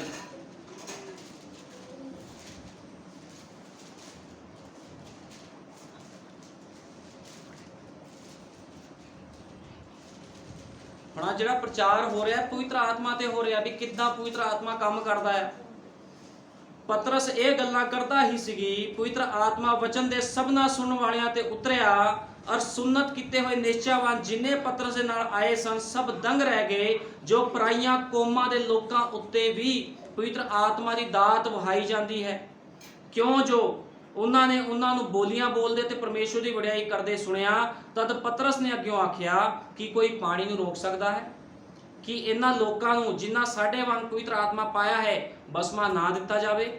ਅਤੇ ਉਸਨੇ ਹੁਕਮ ਕੀਤਾ ਕਿ ਉਹਨਾਂ ਨੂੰ ਯਿਸੂ ਮਸੀਹ ਦੇ ਨਾਮ ਉੱਤੇ ਬਸਮਾ ਦਿੱਤਾ ਜਾਵੇ। ਫਿਰ ਉਹਨਾਂ ਉਸ ਦੀ ਮਿੰਨਤ ਕੀਤੀ ਪਈ ਉਹ ਕੁਝ ਦਿਨ ਉੱਥੇ ਰਵੇ। ਹੁਣ ਜਦੋਂ ਪਵਿੱਤਰ ਆਤਮਾ ਆਇਆ ਤੇ ਇਹ ਲੋਕ ਬੈਠੇ ਥੋੜੀ ਹੈ। ਅੱਜ ਲੋਕ ਦਾਅਵਾ ਕਰੀ ਜਾਂਦੇ ਆ ਅਸੀਂ ਪਵਿੱਤਰ ਆਤਮਾ ਪਾਇਆ। ਉਹ ਭਾਈ ਜੇ ਪਵਿੱਤਰ ਆਤਮਾ ਪਾਇਆ ਤੇ ਫਿਰ ਕੰਮ ਕਿਉਂ ਨਹੀਂ ਹੋ ਰਹੇ? ਇੱਥੇ ਪਤਰਸ ਨੇ ਪਵਿੱਤਰ ਆਤਮਾ ਪਾਇਆ ਤੇ ਪਤਰਸ ਕੀ ਕਰ ਰਿਹਾ? ਲੋਕਾਂ ਨੂੰ ਬਸਮੇ ਦੇ ਰਿਹਾ, ਜਾ ਕੇ ਲੋਕਾਂ ਦੇ ਅੱਗੇ ਸੁਸਮਾਚਾਰ ਫੈਲਾ ਰਿਹਾ ਆ, ਯਿਸੂ ਮਸੀਹ ਦੀ ਗੱਲਾਂ ਨੂੰ ਦੱਸ ਰਿਹਾ ਆ। ਲੇਕਿਨ ਜਦੋਂ ਇਹ ਸਰੀਰ ਦੇ ਵਿੱਚ ਸੀਗਾ ਉਦੋਂ ਇਹਨੇ ਕੁਝ ਨਹੀਂ ਕੀਤਾ ਪਤਰਸ ਨੇ। ਜਦੋਂ ਪਵਿੱਤਰ ਆਤਮਾ ਅੰਦਰ ਆਇਆ ਇਹਨੂੰ ਬਹਿਣ ਨਹੀਂ ਦਿੱਤਾ। ਤੁਹਾਨੂੰ ਪਤਾ ਅੱਜ ਬਹੁਤ ਲੋਕ ਕਹਿੰਦੇ ਆ ਨਾ ਵੀ ਇਹ ਬੜਾ ਆਤਮਿਕ ਆ ਜੀ, ਇਹਦੇ ਕੋਲ ਨਹੀਂ ਜਾਣਾ, ਇਹ ਵਚਨ ਦੀ ਗੱਲ ਨਹੀਂ ਕਰੀ ਜਾਊਗਾ, ਇਹਨੇ ਸੰਸਾਰ ਦੀ ਗੱਲ ਥੋੜੀ ਕਰਨੀ। ਹੁਣ ਮੈਂ ਤੁਹਾਨੂੰ ਦੱਸਣਾ ਚਾਹੁੰਦਾ, ਇੱਕ ਭੈਣ ਵਿਸ਼ਵਾਸੀ ਹੋਵੇ, ਇੱਕ ਭਾਈ ਵਿਸ਼ਵਾਸੀ ਹੋਵੇ, ਤੁਸੀਂ ਉਹਨੂੰ ਬਿਠਾ ਦਿਓ। ਕੋਈ ਭੈਣ ਮੇਕਅਪ ਕਰਦੀ ਹੋਵੇ, ਇੱਕ ਵਿਸ਼ਵਾਸੀ ਭੈਣ ਨੂੰ ਇੱਕ ਮੇਕਅਪ ਕੀਤੀ ਹੋਈ ਭੈਣ ਦੇ ਕੋਲ ਬਿਠਾ ਦਿੱਤਾ ਜਾਵੇ, ਉਹ ਦੋਨਾਂ ਦੇ ਵਿਚਾਰ ਨਹੀਂ ਮਿਲਣੇ। ਕਿਉਂਕਿ ਜਿਹੜੀ ਮੇਕਅਪ ਕਰਦੀ ਉਹਨੇ ਕਿਹੜੀ ਗੱਲਾਂ ਕਰਨੀਆਂ? ਉਹਨੇ ਕਰਨੀਆਂ ਮੈਂ ਅੱਜ 5000 ਦਾ ਮੇਕਅਪ ਕਰਾਇਆ, ਅਗਲੇ ਮਹੀਨੇ ਮੈਂ 10000 ਦਾ ਕਰਾਉਣਾ। ਉਹ ਜਾਣਾ ਉੱਥੇ ਜਾਣਾ ਮੇਕਅਪ ਕਰਾਉਣ। ਤੇ ਜਿਹੜੀ ਵਿਸ਼ਵਾਸੀ ਭੈਣ ਉਹਨੇ ਕੀ ਕਹਿਣਾ?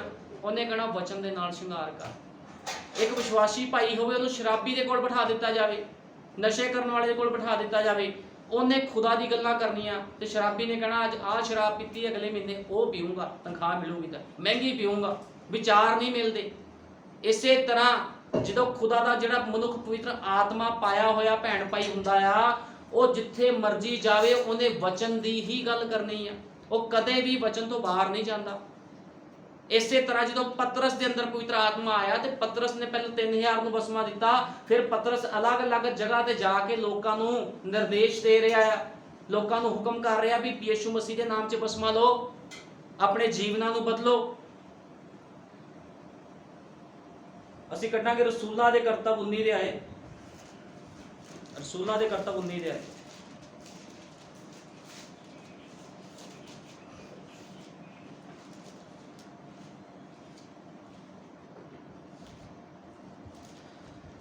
ਉਪਰੰਤ ਪੌਲੁਸ ਨੇ 19:4 ਤੋਂ ਪੜਾਂਗੇ। ਉਪਰੰਤ ਪੌਲੁਸ ਨੇ ਕਿਹਾ ਯਹੂਨਾ ਤੋਬਾ ਦਾ ਬਸਮਾ ਦਿੰਦਾ ਅਤੇ ਲੋਕਾਂ ਨੂੰ ਇਹ ਆਖਦਾ ਸੀ ਭਈ ਤੁਸੀਂ ਉਸ ਉੱਤੇ ਜੋ ਮੇਰੇ ਪਿੱਛੋਂ ਆਉਣ ਵਾਲਾ ਹੈ ਅਰਥਾਤ ਯਿਸੂ ਉੱਤੇ ਨਿਸ਼ਚਾ ਕਰੋ। ਇਹ ਸੁਣ ਕੇ ਉਹਨਾਂ ਨੇ ਪ੍ਰਭੂ ਯਿਸੂ ਮਸੀਹ ਦੇ ਨਾਮ 'ਚ ਬਸਮਾ ਲਿਆ। ਅਤੇ ਜਦ ਪੌਲੁਸ ਨੇ ਉਹਨਾਂ ਉੱਤੇ ਹੱਥ ਧਰੇ ਤਾਂ ਪਵਿੱਤਰ ਆਤਮਾ ਉਹਨਾਂ ਦੇ ਉੱਤੇ ਉਤਰਿਆ ਅਤੇ ਉਹ ਬੋਲੀਆਂ ਬੋਲਣ ਅਤੇ ਅਗੰਮਵਾਕ ਕਰਨ ਲੱਗੇ। ਇਹ ਸਭ 12 ਮਨੁੱਖ ਸਨ, ਪੁਰਖ ਸਨ। ਹੁਣ ਦੇਖੋ ਜਦੋਂ ਸੰਤ ਪੌਲੁਸ ਖੁਦਾ ਦਾ ਕੰਮ ਕਰ ਰਿਹਾ, ਇਹ ਉਹੀ ਸੰਤ ਪੌਲੁਸ ਜਿਹੜੇ ਲੋਕਾਂ ਨੂੰ ਮਾਰਦਾ ਸੀਗਾ ਵੀ ਯਿਸੂ ਮਸੀਹ ਦਾ ਪ੍ਰਚਾਰ ਨਹੀਂ ਕਰਨਾ।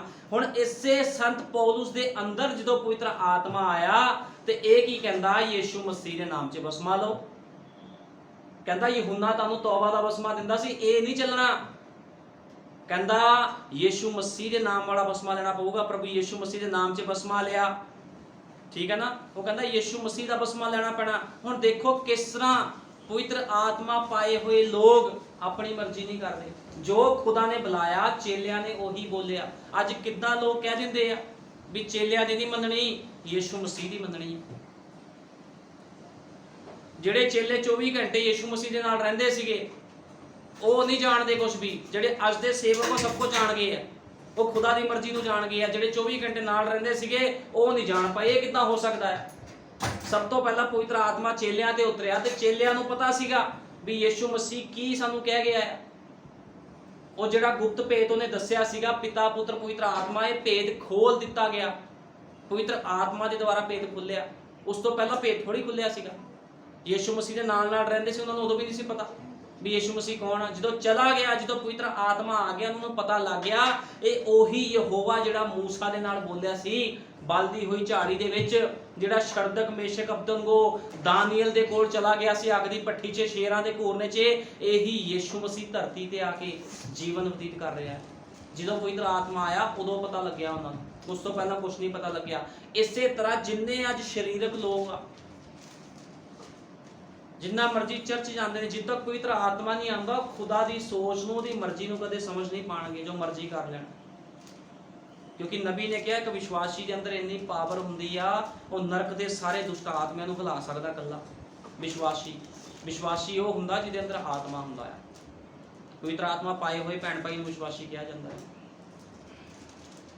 ਜੇ ਅੱਜ ਵਚਨ ਦੀ ਸਮਝ ਨਹੀਂ ਆ, ਜੇ ਵਚਨ ਦੀ ਮਨੁੱਖ ਦੇ ਅੰਦਰ ਨਹੀਂ ਤਾਂ ਸਮਝ ਕਿੱਥੋਂ ਆਣੀ? ਅੱਜ ਲੋਕਾਂ ਨੂੰ ਸਮਝ ਨਹੀਂ ਹੈ ਵਚਨ ਦੀ। ਅੱਜ ਪ੍ਰਮਾਣ ਵਾਲੇ ਦੁਸ਼ਟ ਆਤਮੇ ਜਗ੍ਹਾ ਜਗ੍ਹਾ ਤੇ ਘੁੰਮ ਰਹੇ ਆ, ਕਿਉਂਕਿ ਇਹ ਗੱਲ ਸੰਤ ਪੌਲੁਸ ਨੇ ਕਹੀ ਹੈ। ਅਸੀਂ ਕੱਢਾਂਗੇ ਗਲਾਤੀਆਂ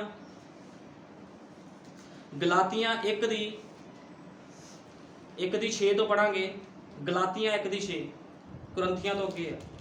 ਗਲਾਤੀਆਂ 1:6 ਮੈਂ ਅਚਰਜ ਹੁੰਦਾ ਹਾਂ ਜੋ ਤੁਸੀਂ ਉਸ ਤੋਂ ਜਿਸਨੇ ਮਸੀਹ ਦੀ ਕਿਰਪਾ ਵਿੱਚ ਤੁਹਾਨੂੰ ਸੱਦਿਆ ਇੰਨੀ ਛੇਤੀ ਹੋਰ ਕਿਸੇ ਖੁਸ਼ਖਬਰੀ ਦੀ ਵੱਲ ਝੁਕਦੇ ਜਾਂਦੇ ਹੋ। ਪਰ ਉਹ ਤਾਂ ਦੂਜੀ ਖੁਸ਼ਖਬਰੀ ਨਹੀਂ, ਪਰੰਤੂ ਕਈ ਕੋ ਹਨ ਜਿਹੜੇ ਤੁਹਾਨੂੰ ਘਬਰਾਉਂਦੇ ਅਤੇ ਮਸੀਹ ਦੀ ਖੁਸ਼ਖਬਰੀ ਨੂੰ ਵਿਗਾੜਨਾ ਚਾਹੁੰਦੇ ਹਨ। ਸੰਤ ਪੌਲੁਸ ਕਹਿ ਰਿਹਾ, ਪਰ ਜੇਕਰ ਅਸੀਂ ਜਾਂ ਸਵਰਗ ਤੋਂ ਕੋਈ ਵੀ ਦੂਤ ਉਸ ਖੁਸ਼ਖਬਰੀ ਤੋਂ ਇਲਾਵਾ ਜਿਹੜਾ ਅਸਾਂ ਤੁਹਾਨੂੰ ਸੁਣਾਈ ਕੋਈ ਹੋਰ ਖੁਸ਼ਖਬਰੀ ਤੁਹਾਨੂੰ ਸੁਣਾਵੇ ਤਾਂ ਉਹ ਸ਼ਰਾਪਤ ਹੋਵੇ। ਸੰਤ ਪੌਲੁਸ ਨੇ ਕਿਹਾ ਆ, ਕਹਿੰਦਾ ਜਿਹੜਾ ਪ੍ਰਚਾਰ ਅਸੀਂ ਤੁਹਾਨੂੰ ਸੁਣਾਇਆ, ਜੇ ਇਸ ਤੋਂ ਇਲਾਵਾ ਕੋਈ ਹੋਰ ਪ੍ਰਚਾਰ ਤੁਹਾਨੂੰ ਸੁਣਾਵੇ, ਜਿੱਡਾ ਮਰਜੀ ਹੀਦਰ ਹੋਵੇ, ਸ਼ਰਾਪਿਤ ਹੋਵੇ। ਕਹਿੰਦਾ ਭਾਵੇਂ ਸਵਰਗ ਤੋਂ ਕੋਈ ਦੂਤ ਵੀ ਕਿਉਂ ਨਾ ਉਤਰ ਆਵੇ, ਜੋ ਸਿੱਖਿਆ ਰਸੂਲਾਂ ਨੇ ਦਿੱਤੀ ਆ, ਇਸ ਸਿੱਖਿਆ ਤੋਂ ਇਲਾਵਾ ਜੇ ਕੋਈ ਸਿੱਖਿਆ ਦਵੇ ਉਹ ਸ਼ਰਾਪਤ ਹੋਵੇ, ਭਾਵੇਂ ਸਵਰਗ ਦਾ ਦੂਤ ਵੀ ਕਿਉਂ ਨਾ ਹੋਵੇ। ਬਾਈਬਲ ਕਹਿੰਦੀ ਤੁਸੀਂ ਇੱਕ ਬਿੰਦੀ ਜਾਂ ਟਿੱਪੀ ਨਹੀਂ ਟਾਲ ਸਕਦੇ। ਇੱਥੇ ਮਿਸ਼ਨਾਂ ਜਥੇਬੰਦੀਆਂ ਨੇ ਪਸਮਾ ਹੀ ਚੇਂਜ ਕਰ ਦਿੱਤਾ, ਬਿੰਦੀ ਛੱਡੋ ਅੱਖਰ ਹੀ ਚੇਂਜ ਕਰਤੇ, ਤੇ ਸੰਤ ਪੌਲੁਸ ਕਹਿੰਦਾ ਸ਼ਰਾਪਤ ਹੋਵੇ। ਹੁਣ ਕੀ ਇਹ ਸੰਤ ਪੌਲੁਸ ਦੇ ਅੰਦਰ ਪਵਿੱਤਰ ਆਤਮਾ ਨਹੀਂ ਸੀ ਬੋਲ ਰਿਹਾ? ਲੋਕ ਕਹਿੰਦੇ ਆ ਪਤਰਸ ਸਰੀਰਕ ਸੀਗਾ, ਪਤਰਸ ਦੀ ਗੱਲ ਥੋੜੀ ਮੰਨਣੀ ਆ। ਤੇ ਹਨਨਿਆ ਸ਼ਫੀਰਾ ਨੂੰ ਜਦੋਂ ਅਸੀਂ ਰਸੂਲਾਂ ਦੇ ਕਰਤੱਵ 5 ਵਿੱਚ ਪੜ੍ਹਦੇ ਆ, ਰਸੂਲਾਂ ਦੇ ਕਰਤੱਵ 5 ਵਿੱਚ ਕੀ ਹੋਇਆ? ਉਹ ਕਹਿੰਦਾ ਹਨਨਿਆ ਸ਼ਫੀਰਾ ਨੂੰ ਪਵਿੱਤਰ ਆਤਮਾ ਨੇ ਮਾਰ ਦਿੱਤਾ ਪਤਰਸ ਦੇ ਬੋਲਣ ਦੇ ਦੁਆਰਾ। ਠੀਕ ਹੈ ਨਾ, ਬਾਈਬਲ ਬਿਆਨ ਕਰਦੀ ਆ।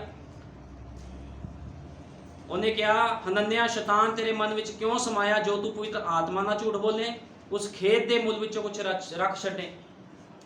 ਹੁਣ ਪਵਿੱਤਰ ਆਤਮਾ ਬੋਲ ਰਿਹਾ ਪਤਰਸ ਦੇ ਅੰਦਰ, ਤੇ ਇਹੀ ਪਤਰਸ ਦੇ ਅੰਦਰ ਪਵਿੱਤਰ ਆਤਮਾ ਬੋਲਦਾ ਯਿਸੂ ਮਸੀਹ ਦੇ ਨਾਮ 'ਚ ਬਸਮਾ ਲਓ। ਇੱਥੇ ਪਵਿੱਤਰ ਆਤਮਾ ਸੰਤ ਪੌਲੁਸ ਦੇ ਅੰਦਰ ਬੋਲ ਰਿਹਾ ਆ, ਜਿਹੜੀ ਖੁਸ਼ਖਬਰੀ ਅਸੀਂ ਤੁਹਾਨੂੰ ਸੁਣਾਈ, ਸਵਰਗ ਤੋਂ ਕੋਈ ਦੂਤ ਉਸ ਖੁਸ਼ਖਬਰੀ ਤੋਂ ਬਿਨਾ ਜੋ ਅਸੀਂ ਤੁਹਾਨੂੰ ਸੁਣਾਈ ਕੁਝ ਹੋਰ ਸੁਣਾਵੇ ਤਾਂ ਸ਼ਰਾਪਿਤ ਹੋਵੇ। ਤੁਸੀਂ ਆਪ ਦੇਖ ਲਓ ਅੱਜ ਲੋਕਾਂ ਦਾ ਕੀ ਹਾਲ ਆ। ਜਿਹੜੇ ਲੋਕ ਪਿਤਾ ਪੁੱਤਰ ਦਾ ਬਸਮਾ ਸਿਖਾ ਰਹੇ ਆ, ਲੋਕਾਂ ਨੂੰ ਕਹਿੰਦੇ ਮਨ ਸਾਫ਼ ਹੋਣਾ ਚਾਹੀਦਾ, ਜੋ ਮਰਜ਼ੀ ਕਰੋ, ਹਰਾਮ ਕਰੀ ਜਾਓ, ਕੋਈ ਨਹੀਂ, ਨਰਕ ਤਿਆਰ ਆ ਤੁਹਾਡੇ ਵਾਸਤੇ।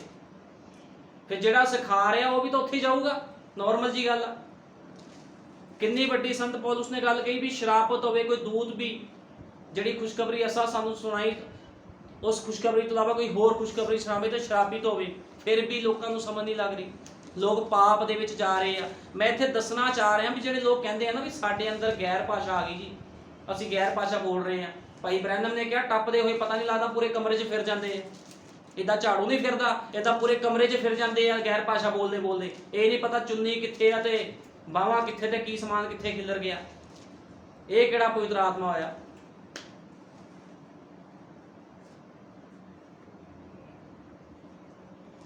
ਫਿਰ ਜੀਵਨ ਦੇਖ ਲਓ, ਪਵਿੱਤਰ ਆਤਮਾ ਪਾਇਆ ਆ ਲੋਕੀ ਦਾਵਾ ਕਰਦੇ ਜੀ ਪਵਿੱਤਰ ਆਤਮਾ ਪਾਇਆ, ਛੋਟੇ ਛੋਟੇ ਬੱਚਿਆਂ ਨੂੰ ਕਹਿੰਦੇ ਜੀ ਪਵਿੱਤਰ ਆਤਮਾ ਪਾਇਆ। ਪਵਿੱਤਰ ਆਤਮਾ ਪਾਇਆ, ਫਿਲਮਾਂ ਕਿਉਂ ਦੇਖਦੀਆਂ?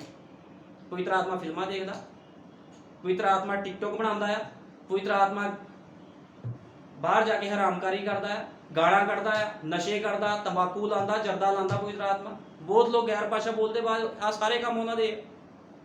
ਪਵਿੱਤਰ ਆਤਮਾ ਕੀ ਕਰਦਾ ਮੈਂ ਤੁਹਾਨੂੰ ਦੱਸਦਾ। ਪਵਿੱਤਰ ਆਤਮਾ ਜੀਵਨ ਨੂੰ ਬਦਲਦਾ ਹੈ। ਜਿਹਦੇ ਵਿੱਚ ਪਵਿੱਤਰ ਆਤਮਾ ਆਉਂਦਾ ਉਸ ਭੈਣ ਭਾਈ ਦਾ ਜੀਵਨ ਬਦਲਦਾ ਹੈ। ਉਹ ਇਹ ਥੋੜੀ ਹੈ ਵੀ ਤੁਹਾਡੇ ਅੰਦਰ ਕੋਈ ਲਾਈਟ ਨਿਕਲਣੀ ਹੈ, ਪਵਿੱਤਰ ਆਤਮਾ ਤੁਹਾਡੇ ਅੰਦਰ ਆ ਗਿਆ ਤਾਂ ਲਾਈਟ ਥੋੜੀ ਨਿਕਲਣੀ ਹੈ। ਜਾਂ ਤੁਸੀਂ ਕਹੋ ਜੀ ਮੈਂ ਪਵਿੱਤਰ ਆਤਮਾ ਪਾ ਲਿਆ ਆ ਤੇ ਮੈਂ ਲੋਕਾਂ ਦੇ ਮਨਾਂ ਦੇ ਭੇਦ ਜਾਣ ਰਿਹਾ ਹੁਣ, ਇਹ ਪ੍ਰਤੀਕ ਥੋੜੀ ਹੈ ਪਵਿੱਤਰ ਆਤਮਾ ਦਾ। ਤੁਸੀਂ ਮਨਾਂ ਦੇ ਭੇਦ ਜਾਣੋ, ਭਵਿੱਖਬਾਣੀਆਂ ਕਰੋ, ਕੁਝ ਵੀ ਕਰੋ, ਚਮਤਕਾਰ ਕਰੋ, ਇਹ ਪ੍ਰਤੀਕ ਨਹੀਂ। ਕਿਉਂਕਿ ਨਬੀ ਨੇ ਕਿਹਾ ਇਹ ਜਿੰਨੇ ਵਰਦਾਨ ਆ ਬਿਨਾਂ ਤੋਬਾ ਤੋਂ ਆ। ਪਵਿੱਤਰ ਆਤਮਾ ਦਾ ਕੰਮ ਆ ਜੀਵਨ ਨੂੰ ਬਦਲਣਾ, ਤੇ ਜਿਹਦੇ ਜੀਵਨ ਨੂੰ ਬਦਲਦਾ ਖੁਦਾਵੰਦ ਫਿਰ ਉਹਨੂੰ ਵਿਹਲਾ ਨਹੀਂ ਰੱਖਦਾ। ਅੱਜ ਬੜੇ ਲੋਕ ਵਿਹਲੇ ਘੁੰਮੀ ਫਿਰਦੇ ਆ, ਉਹ ਕਹਿੰਦੇ ਪਵਿੱਤਰ ਆਤਮਾ ਪਾਇਆ। ਉਹ ਭਾਈ ਜੇ ਪਵਿੱਤਰ ਆਤਮਾ ਪਾਇਆ ਤੇ ਖੁਦਾ ਨੇ ਵਿਹਲਾ ਕਿਉਂ ਰੱਖਿਆ? ਪਵਿੱਤਰ ਆਤਮਾ ਦੇ ਕੰਮਾਂ ਨੂੰ ਪ੍ਰਗਟ ਕਿਉਂ ਨਹੀਂ ਕਰ ਰਿਹਾ ਤੂੰ? ਜਿਹਦੇ ਵਿੱਚ ਪਵਿੱਤਰ ਆਤਮਾ ਹੁੰਦਾ ਉਹ ਟਿਕਦਾ ਥੋੜੀ ਆ ਬੰਦਾ, ਉਹਨੂੰ ਖੁਦਾ ਟਿਕਣ ਨਹੀਂ ਦਿੰਦਾ, ਨਾ ਉਹਨੂੰ ਸੌਣ ਦਿੰਦਾ ਹੈ। ਉਹਨੂੰ ਪਤਾ ਮੇਰੇ ਉੱਪਰ ਬੋਝ ਆ। ਫਿਰ ਤੇ ਕਿੱਦਾਂ ਅੱਜ ਲੋਕ ਕਹੀ ਜਾਂਦੇ ਅਸੀਂ ਪਵਿੱਤਰ ਆਤਮਾ ਪਾਇਆ। ਵਿਆਹ ਸ਼ਾਦੀ ਹੁੰਦੀ ਆ, ਆਰਾਮ ਨਾਲ ਬਾਅਦ ਚ ਪਹਿਲਾਂ ਡਿਸਕੋ ਡਾਂਸ ਲੱਗ ਜਾਂਦਾ ਆ, ਫਿਰ ਦਾਵਾ ਜੀ ਸਾਡੇ ਕੋਲ ਤਾਂ ਪਵਿੱਤਰ ਆਤਮਾ ਆ, ਗੈਰ ਭਾਸ਼ਾ ਮਿਲ ਗਈ। ਉਹ ਭਾਈ ਇਹ ਤਾਂ ਵਰਦਾਨ ਆ। ਵਰਦਾਨਾਂ ਦਾ ਮਤਲਬ ਇਹ ਥੋੜੀ ਆ, ਭਾਈ ਬ੍ਰੈਨਮ ਨੇ ਨਹੀਂ ਕਿਹਾ ਵੀ ਵਰਦਾਨ ਮਿਲ ਗਏ ਦਾ ਮਤਲਬ ਇਹ ਥੋੜੀ ਯਿਸੂ ਮਸੀਹ ਮਿਲ ਗਿਆ। ਵਰਦਾਨ ਅਲੱਗ ਆ, ਯਿਸੂ ਪਵਿੱਤਰ ਆਤਮਾ ਅਲੱਗ ਆ। ਇਸ ਕਰਕੇ ਅੱਜ ਲੋਕਾਂ ਨੂੰ ਭੁਲੇਖਾ ਮੈਂ ਤੁਹਾਨੂੰ ਤਾਂ ਦੱਸ ਰਿਹਾ। ਬਾਈਬਲ ਦੇ ਵਿੱਚੋਂ ਰਸੂਲਾਂ ਦੇ ਕਰਤੱਵ ਪੜਾਇਆ, ਮੱਤੀ 28:19 ਦਾ ਭੇਦ ਦੱਸਿਆ ਆ। ਰਸੂਲਾਂ ਦੇ ਕਰਤੱਵ 2:1 ਚ ਦੱਸਿਆ, 2:38 ਤੋਂ ਦੱਸਿਆ ਆ। ਰਸੂਲਾਂ ਦੇ ਕਰਤੱਵ 10:44 ਚ ਦੱਸਿਆ ਵੀ ਜਿਨ੍ਹਾਂ ਨੇ ਪਵਿੱਤਰ ਆਤਮਾ ਪਾਇਆ ਸੀਗਾ, ਜਿਹੜੇ ਚੇਲਿਆਂ ਨੇ, ਉਹਨਾਂ ਨੇ ਕਿੱਥੇ ਕਿੱਥੇ ਜਾ ਕੇ ਖੁਦਾ ਦੇ ਕੰਮਾਂ ਨੂੰ ਕੀਤਾ। ਹੁਣ ਮੱਤੀ 16 ਕੱਢਾਂਗੇ, ਮੱਤੀ 16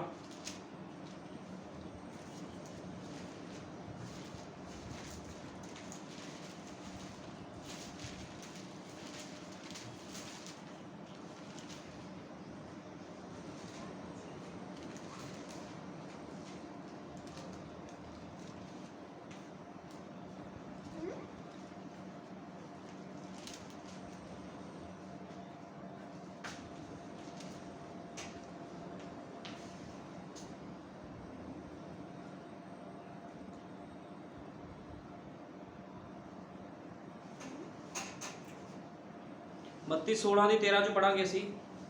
ਕੋਈ ਟਹਿਲੂਆ ਦੋ ਮਾਲਕਾਂ ਦੀ ਸੇਵਾ ਨਹੀਂ ਕਰ ਸਕਦਾ, ਕਿਉਂ ਜੋ ਇੱਕ ਨਾਲ ਵੈਰ ਅਤੇ ਦੂਜੇ ਨਾਲ ਪ੍ਰੀਤ ਰੱਖੇਗਾ, ਜਾਂ ਇੱਕ ਨਾਲ ਮਿਲਿਆ ਰਹੇਗਾ ਅਤੇ ਦੂਜੇ ਨੂੰ ਤੁੱਛ ਜਾਣੇਗਾ। ਤੁਸੀਂ ਪਰਮੇਸ਼ਵਰ ਅਤੇ ਮਾਇਆ ਦੋਹਾਂ ਦੀ ਸੇਵਾ ਨਹੀਂ ਕਰ ਸਕਦੇ। ਜਿਨ੍ਹਾਂ ਦੇ ਅੰਦਰ ਖੁਦਾ ਦਾ ਪਵਿੱਤਰ ਆਤਮਾ ਹੁੰਦਾ ਉਹ ਬੰਦੇ ਦੋਗਲੇ ਨਹੀਂ ਹੁੰਦੇ। ਉਹ ਸੰਸਾਰ 'ਚ ਵੀ ਤੁਰੇ ਫਿਰਨ। ਕਹਿਣ ਦਾ ਮਤਲਬ ਕੰਮ ਕਰਨਾ ਗਲਤ ਗੱਲ ਨਹੀਂ, ਕੰਮ ਕਰ ਸਕਦਾ, ਸੇਵਕ ਵੀ ਕੰਮ ਕਰ ਸਕਦਾ। ਕੰਮ ਕਰਨ ਦੀ ਗੱਲ ਨਹੀਂ ਹੋ ਰਹੀ, ਗੱਲ ਹੋ ਰਹੀ ਆ ਦੋ ਮਾਲਕਾਂ ਦੀ ਸੇਵਾ। ਅੱਜ ਬੜੇ ਲੋਕ ਆ ਕਹਿੰਦੇ ਅਸੀਂ ਵਿਸ਼ਵਾਸੀ ਆ, ਦੋ ਮਾਲਕਾਂ ਦੀ ਸੇਵਾ ਕਰਦੇ ਆ। ਕਹਿੰਦਾ ਇੱਕ ਨਾਲ ਮਿਲਿਆ ਰਹੇਗਾ, ਦੂਜੇ ਨੂੰ ਤੁੱਛ ਜਾਣੇਗਾ। ਤੁਸੀਂ ਪਰਮੇਸ਼ਵਰ ਅਤੇ ਮਾਇਆ ਦੋਹਾਂ ਦੀ ਸੇਵਾ ਨਹੀਂ ਕਰ ਸਕਦੇ। ਕਹਿੰਦਾ ਤੁਸੀਂ ਪਰਮੇਸ਼ਵਰ ਅਤੇ ਮਾਇਆ ਦੋਨਾਂ ਦੀ ਸੇਵਾ ਨਹੀਂ ਕਰ ਸਕਦੇ, ਗਲਤ ਆ। ਜਿਹੜੇ ਲੋਕ ਅੱਜ ਕਹਿੰਦੇ ਸੀ ਪਰਮੇਸ਼ਵਰ ਦੀ ਵੀ ਸੇਵਾ ਕਰਾਂਗੇ, ਅਸੀਂ ਸੰਸਾਰ ਦੇ ਵਿੱਚ ਵੀ ਰਵਾਂਗੇ, ਇਹੋ ਜਿਹੇ ਲੋਕ ਪਵਿੱਤਰ ਆਤਮਾ ਪਾਏ ਹੋਏ ਨਹੀਂ ਹੈ। ਜਿਹਦੇ ਕੋਲ ਖੁਦਾ ਦਾ ਪਵਿੱਤਰ ਆਤਮਾ ਆ, ਉਹ ਬੰਦਾ, ਉਹ ਭੈਣ ਭਾਈ ਵੱਖਰਾ ਹੀ ਹੁੰਦਾ ਆ। ਇਹ ਮੱਤੀ 16:13 ਵਿੱਚ ਲਿਖਿਆ ਆ। 16:13 ਵਿੱਚ ਜੋ ਮੈਂ ਤੁਹਾਨੂੰ ਪੜ੍ਹਾ ਰਿਹਾ, 16:13 ਚ ਲਿਖਿਆ ਆ। ਨਹੀਂ ਸੌਰੀ, ਲੂਕਾ 16:13 ਚ ਲਿਖਿਆ ਹੈ। ਲੂਕਾ 16:13, ਹਾਂ ਲੂਕਾ 16:13 ਸੀ, ਸਰ ਗਲਤੀ ਨਾਲ ਬੋਲਤਾ। ਲੂਕਾ 16:13 ਚ ਲਿਖਿਆ ਹੈ। ਲੂਕਾ 16:13। ਕੋਈ ਟਹਿਲੂਆ ਦੋ ਮਾਲਕਾਂ ਦੀ ਸੇਵਾ ਨਹੀਂ ਕਰ ਸਕਦਾ, ਕਿਉਂ ਜੋ ਇੱਕ ਨਾਲ ਵੈਰ ਤੇ ਦੂਜੇ ਨਾਲ ਪ੍ਰੀਤ ਰੱਖੇਗਾ, ਇੱਕ ਨਾਲ ਮਿਲਿਆ ਰਹੇਗਾ ਤੇ ਦੂਜੇ ਨੂੰ ਤੁੱਛ ਜਾਣੇਗਾ। ਤੁਸੀਂ ਪਰਮੇਸ਼ਵਰ ਅਤੇ ਮਾਇਆ ਦੋਵਾਂ ਦੀ ਸੇਵਾ ਨਹੀਂ ਕਰ ਸਕਦੇ। ਇਹ ਲੂਕਾ 16:13 ਸੀਗੀ। ਹੁਣ ਅਸੀਂ ਕੱਢਾਂਗੇ ਮੱਤੀ 16:13 ਕੱਢਣਾ, ਇਹਦੇ ਬਾਅਦ ਮੱਤੀ 16:13 ਵੀ ਕੱਢਣਾ।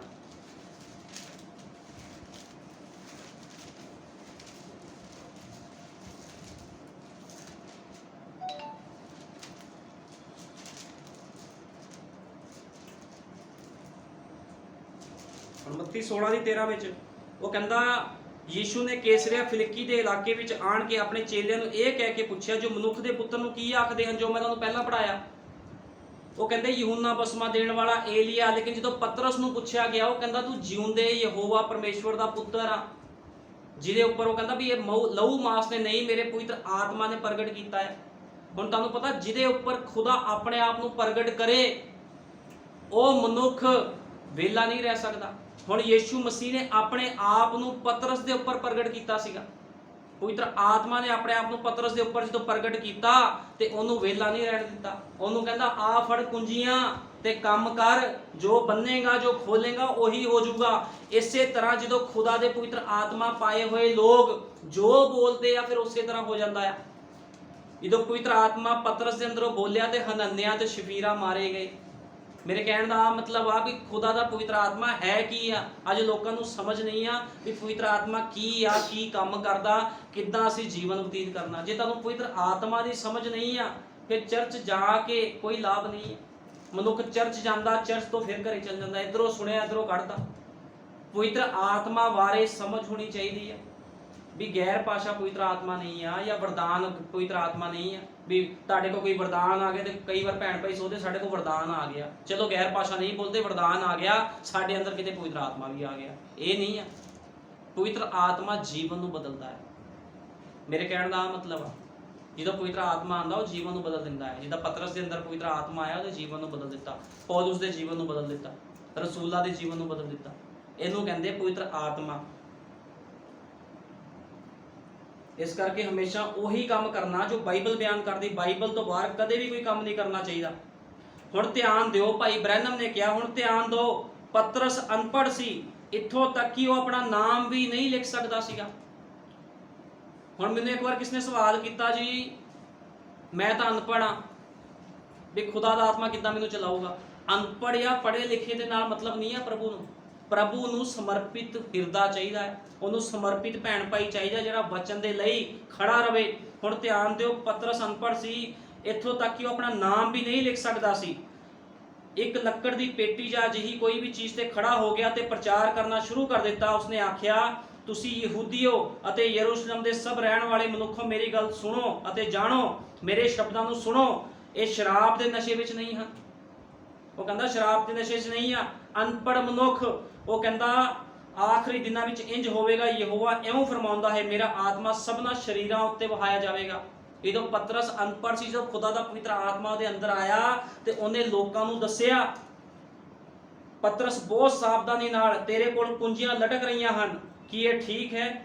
ਯੀਸ਼ੂ ਮਸੀਹ ਨੇ ਸਲੀਬ ਤੇ ਚੜਾਏ ਜਾਣ ਤੋਂ ਕੁਝ ਦਿਨ ਪਹਿਲਾਂ ਕਿਹਾ ਸੀ, ਮੈਂ ਤੈਨੂੰ ਕੁੰਜੀਆਂ ਦਵਾਂਗਾ, ਸੋ ਕੁੰਜੀਆਂ, ਜੋ ਕੁੰਜੀਆਂ ਦਵਾਂਗਾ, ਜੋ ਕੁਝ ਤੂੰ ਬੰਨੇਗਾ ਮੈਂ ਬੰਨ ਦਿਆਂਗਾ, ਜੋ ਕੁਝ ਤੂੰ ਖੋਲੇਗਾ ਮੈਂ ਖੋਲ ਦਿਆਂਗਾ। ਹੁਣ ਜੋ ਕੁਝ ਤੂੰ ਕਰੇਗਾ ਉਸ ਨੂੰ ਸਵਰਗ ਵਿੱਚ ਮਾਨਤਾ ਦਿਆਂਗਾ। ਇਹ ਹੁੰਦਾ ਪਵਿੱਤਰ ਆਤਮਾ ਦਾ ਕੰਮ। ਜਿਹਦੇ ਅੰਦਰ ਖੁਦਾ ਦਾ ਪਵਿੱਤਰ ਆਤਮਾ ਹੁੰਦਾ, ਉਹ ਆਪਣੀ ਮਰਜ਼ੀ ਨਾਲ ਥੋੜੀ ਕੰਮ ਕਰ ਰਿਹਾ ਸੀ। ਪਤਰਸ ਵੀ ਆਪਣੀ ਮਰਜ਼ੀ ਨਾਲ ਕਹਿ ਰਿਹਾ ਸੀਗਾ ਵੀ ਯੀਸ਼ੂ ਮਸੀਹ ਦੇ ਨਾਮ 'ਚ ਬਸਮਾ ਲਓ। ਉਹਦੇ ਅੰਦਰ ਪਵਿੱਤਰ ਆਤਮਾ ਸੀਗਾ। ਮੇਰੇ ਕਹਿਣ ਦਾ ਮਤਲਬ ਆ, ਜੇ ਕੋਈ ਪਵਿੱਤਰ ਆਤਮਾ ਪਾਇਆ ਹੋਇਆ, ਚਾਹੇ ਉਹ ਸੇਵਕ ਹੋਵੇ, ਚਾਹੇ ਉਹ ਭੈਣ ਭਾਈ ਕਿਉਂ ਨਾ ਹੋਵੇ, ਜੇ ਉਹ ਕਿਸ ਨੂੰ ਕਹਿੰਦਾ ਆ ਵੀ ਤੁਸੀਂ ਆਪਣਾ ਜੀਵਨ ਸੁਧਾਰੋ ਤੇ ਉਹਦੀ ਗੱਲ ਨੂੰ ਕਦੇ ਕੱਟੋ ਨਾ, ਕਿਉਂਕਿ ਉਹਨੇ ਖੁਦਾ ਦੀ ਮਰਜ਼ੀ ਨੂੰ ਜਾਣ ਲਿਆ ਹੁੰਦਾ ਆ। ਖੁਦਾ ਦੀ ਕੀ ਸੋਚ ਆ ਵਿਸ਼ਵਾਸੀ ਭੈਣ ਭਾਈ ਜਾਣਦਾ ਆ। ਖੁਦਾ ਦੀ ਸੋਚ ਨੂੰ ਅੱਜ ਅਸੀਂ ਸੋਚਦੇ ਹਾਂ ਵੀ ਖੁਦਾ ਦੀ ਸੋਚ ਨੂੰ ਮਨੁੱਖ ਨਹੀਂ ਜਾਣ ਸਕਦਾ, ਲੇਕਿਨ ਖੁਦਾ ਦੀ ਸੋਚ ਨੂੰ ਸਾਡੇ ਯੁੱਗ ਦੇ ਨਬੀ ਨੇ ਜਾਣਿਆ। ਖੁਦਾ ਦੀ ਸੋਚ ਸੀ ਵੀ ਮੇਰੇ ਲੋਕ ਬਚਾਏ ਜਾਣ, ਮੇਰੇ ਲੋਕ ਵਿਚਾਰੀ ਵਿੱਚ ਨਾ ਜਾਣ, ਮੇਰੇ ਲੋਕ ਕਿਸ਼ਤੀ ਵਿੱਚ ਆਣ। ਇਹ ਉਹਦੀ ਸੋਚ ਸੀਗੀ। ਤੇ ਅੱਜ ਖੁਦਾ ਦੀ ਸੋਚ ਨੂੰ ਨਬੀ ਜਾਣਦਾ। ਤੁਹਾਨੂੰ ਪਤਾ, ਸੰਦੇਸ਼ ਦਾ ਹਰ ਸੇਵਕ ਇੱਕ ਪ੍ਰੋਫਿਟ ਆ। ਜੇ ਮੈਂ ਤੁਹਾਡੇ ਸਾਹਮਣੇ ਖੜਾ ਆ, ਮੈਂ ਵੀ ਇੱਕ ਪ੍ਰੋਫਿਟ ਆ, ਇੱਕ ਨਬੀ ਆ ਮੈਂ ਵੀ, ਕਿਉਂਕਿ ਖੁਦਾ ਦਾ ਹਰ ਸੇਵਕ ਜਿਹੜਾ ਪਵਿੱਤਰ ਆਤਮਾ ਪਾਇਆ ਹੋਇਆ ਸੇਵਕ ਆ ਸੰਦੇਸ਼ ਦਾ, ਉਹ ਇੱਕ ਪ੍ਰੋਫਿਟ ਆ। ਕਿਉਂਕਿ ਬਾਈਬਲ ਬਿਆਨ ਕਰਦੀ, ਨਬੀ ਨੂੰ ਮੰਨੋਗੇ ਤੇ ਨਬੀ ਦਾ ਫਲ ਪਾਓਗੇ। ਇੱਥੇ ਤੱਕ ਸੇਵਕ ਨਹੀਂ, ਸਭ ਭੈਣ ਭਾਈ ਵੀ ਪ੍ਰੋਫਿਟ ਆ, ਕਿਉਂਕਿ ਅਸੀਂ ਉਹ ਭਵਿਸ਼ਵਾਣੀਆਂ ਦੀ ਗੱਲਾਂ ਦਾ ਸੁਸਮਾਚਾਰ ਸੁਣਾ ਰਹੇ ਆ, ਉਹ ਗੱਲਾਂ ਦੱਸ ਰਹੇ ਆ ਜੋ ਆਉਣ ਵਾਲੇ ਸਮੇਂ 'ਚ ਹੋਣ ਵਾਲੀਆਂ ਹੈ। ਤੁਸੀਂ ਵੀ ਉਸੇ ਚੀਜ਼ ਤੇ ਵਿਸ਼ਵਾਸ ਕਰਦੇ ਹੋ, ਉਸੇ ਨਬੀ ਤੇ ਵਿਸ਼ਵਾਸ ਕਰਦੇ ਜਿੱਤੇ ਮੈਂ ਕਰਦਾ ਹਾਂ। ਤੁਸੀਂ ਵੀ ਉਹਨਾਂ ਗੱਲਾਂ ਤੇ ਵਿਸ਼ਵਾਸ ਕਰਦੇ ਹੋ ਜਿਨ੍ਹਾਂ ਗੱਲਾਂ ਤੇ ਮੈਂ ਵਿਸ਼ਵਾਸ ਕਰਦਾ। ਅਸੀਂ ਸਭ ਹੀ ਨਬੀ ਆ, ਅਸੀਂ ਸਭ ਇਕੱਠੇ ਆ, ਕਿਉਂਕਿ ਅਸੀਂ ਅਲੱਗ-ਅਲੱਗ ਨਹੀਂ ਆ। ਨਬੀ ਨੇ ਕਿਹਾ ਸੇਵਕ ਕਲੀਸਿਆ ਦਾ ਪਤੀ ਆ। ਜਿੰਨਾ ਅਧਿਕਾਰ ਪਤੀ ਦਾ ਆ, ਉਹਨਾਂ ਅਧਿਕਾਰ ਪਤਨੀ ਦਾ ਵੀ ਆ। ਤੇ ਸਾਡਾ ਸਭਨਾਂ ਦਾ ਪਤੀ ਕੌਣ ਆ? ਪ੍ਰਭੂ ਯੀਸ਼ੂ ਮਸੀਹ, ਜੋ ਸਾਨੂੰ ਲੈਣ ਆ ਰਿਹਾ ਹੈ। इस करके मैं तेनों जो अज वचन समझाया आ, ये दस्सिया गया भी पवित्र आत्मा की आ, ते जिन्हां लोकां दे विच पवित्र आत्मा आया फिर उन्हां दे जीवन देख लो किदां दे जीवन सीगे। जदों यीशु मसीह सामरी तीवी दे कोल गया, वो कहंदा मैनूं जल पिला, फिर वो कहंदा जे तू मैनूं जाणदी तो मेरे को जीवन का जल लैंदी। वो कहंदे प्रभु तू कौन आ? वो कहंदा अपने पति नूं बुला के लिया। वो कहंदी मेरा तो पति है नहीं। वो कहंदा सचमुच तेरा कोई पति नहीं, तू 5 पति कर चुकी है, 6वां भी तेरा नहीं है। वो कहंदे तुसी कुछ नबी जापदे हो? वो कहंदा हाँ मैं ओही हाँ, मैं मसीह हाँ। फिर वो जाके लोगों को इकट्ठा करके लियाई। जो यीशु मसीह किस दे उपर अपने नूं प्रगट करदा आ ते फिर उत्ते किरपा भी करदा है। किस तरह सामरी तीवी दे कोल गया, उन्हें अपने आप नूं उहदे उपर प्रगट किया। अज यीशु मसीह भी अपनी दुल्हन दे उपर अपने आप नूं प्रगट कर रहा है। किहदे द्वारा प्रगट किया? उन्हें 7वें युग के नबी के द्वारा प्रगट किया भी मैं ओही हाँ जिहड़ा मूसा दे नाल सीगा, जिहड़ा यहोशुआ दे नाल सीगा। अज यीशु मसीह अपनी दुल्हन ते अपने आप नूं प्रगट कर रहा। इस करके उन्हें अपने नबी नूं कहा सुरमा लै ते मेरी दुल्हन दे अखां दे विच पा दे जाके। ਜਦੋਂ ਉਹਨੇ ਸੁਰਮਾ ਅੱਖਾਂ ਦੇ ਵਿੱਚ ਪਾਇਆ ਤੇ ਉਹਦੀ ਦੁਲਹਨ ਸੁਜਾਖੀ ਹੋ ਗਈ। ਉਹਦੀ ਦੁਲਹਨ ਨੂੰ ਪਤਾ ਲੱਗ ਗਿਆ ਵੀ ਸਾਡਾ ਲਾੜਾ ਕੌਣ ਆ। ਪਹਿਲਾਂ ਨਹੀਂ ਸੀ ਪਤਾ ਵੀ ਯੀਸ਼ੂ ਮਸੀਹ ਕੌਣ ਆ, ਕਿਉਂਕਿ ਜਦੋਂ ਅਸੀਂ ਵੀ ਮਿਸ਼ਨਾਂ ਜਥੇਬੰਦੀਆਂ 'ਚ ਸੀ ਅਸੀਂ ਵੀ ਯੀਸ਼ੂ ਮਸੀਹ ਨੂੰ ਕਹਿੰਦੇ ਸੀ 3 ਆ, ਲੇਕਿਨ ਜਦੋਂ ਪ੍ਰਕਾਸ਼ਨ ਆ ਗਿਆ ਤੇ ਪਤਾ ਲੱਗ ਗਿਆ ਯੀਸ਼ੂ ਮਸੀਹ 3 ਨਹੀਂ, ਉਹ ਇੱਕੋ ਹੀ ਖੁਦਾ। ਕਿਉਂਕਿ ਬਾਈਬਲ ਬਿਆਨ ਕਰਦੀ ਆ ਇੱਕੋ ਹੀ ਪ੍ਰਭੂ, ਇੱਕੋ ਹੀ ਨਿਸ਼ਚਾ, ਇੱਕੋ ਹੀ ਬਸਮਾ। ਇਹ ਬਾਈਬਲ ਬਿਆਨ ਕਰਦੀ ਆ। ਅਫਸੀਆਂ 4:5 ਵਿੱਚ ਲਿਖਿਆ ਇੱਕੋ ਪ੍ਰਭੂ, ਇੱਕੋ ਨਿਸ਼ਚਾ, ਇੱਕੋ ਹੀ ਬਸਮਾ ਹੈ। ਇਹ ਅਫਸੀਆਂ 4:5 ਦੇ ਵਿੱਚ ਸਾਫ਼ ਤੇ ਕਲੀਅਰ ਕਰ ਦਿੱਤਾ ਗਿਆ ਸਾਡਾ ਇੱਕੋ ਹੀ ਪ੍ਰਭੂ ਆ, ਇੱਕੋ ਹੀ ਸਾਡਾ ਪਿਤਾ ਆ, ਕੋਈ ਸਾਡਾ ਪਿਤਾ ਨਹੀਂ, ਹੋਰ ਕੋਈ ਸਾਡਾ ਪ੍ਰਭੂ ਨਹੀਂ ਆ, ਸਿਰਫ ਤੇ ਸਿਰਫ ਪ੍ਰਭੂ ਯੀਸ਼ੂ ਮਸੀਹ ਆ ਜੋ ਸਾਨੂੰ ਸਭਨਾਂ ਨੂੰ ਬਹੁਤ ਜਲਦੀ ਲੈਣ ਆ ਰਿਹਾ। ਇਸ ਕਰਕੇ ਜੋ ਤੁਹਾਨੂੰ ਖੁਦਾ ਦਾ ਆਤਮਾ ਕਹਿੰਦਾ ਤੁਸੀਂ ਉਹ ਕੰਮ ਕਰੋ। ਬਾਈਬਲ ਨੂੰ ਪੜ੍ਹੋ, ਰਸੂਲਾਂ ਦੇ ਜੀਵਨ ਨੂੰ ਪੜ੍ਹੋ, ਤੁਹਾਨੂੰ ਕੋਈ ਵੀ ਮਨੁੱਖ ਭਰਮਾ ਨਹੀਂ ਸਕਦਾ। ਜਦੋਂ ਅਸੀਂ ਬਾਈਬਲ ਨੂੰ ਛੱਡ ਕੇ ਲੋਕਾਂ ਦੀ ਗੱਲਾਂ ਸੁਣਦੇ ਆ ਤੇ ਉਹ ਲੋਕ ਸਾਨੂੰ ਭਰਮਾਉਂਦੇ ਆ। ਫਿਰ ਆ ਕੇ ਕਲੀਸਿਆ ਦੇ ਲੋਕਾਂ ਨੂੰ ਲੋਕ ਭਰਮਾ ਦਿੰਦੇ ਆ ਕਿਉਂਕਿ ਉਹ ਸ਼ਰਾਬ ਥੱਲੇ ਨੇ ਲੋਕ। ਹੁਣ ਜਦੋਂ ਸ਼ੈਤਾਨ ਜਿਹੜਾ ਲੂਸੀਫਰ ਹਵਾ ਦੇ ਕੋਲ ਗਿਆ, ਉਹਨੇ ਹਵਾ ਦੀ ਸੋਚ ਨੂੰ ਬਦਲਤਾ ਸੀਗਾ।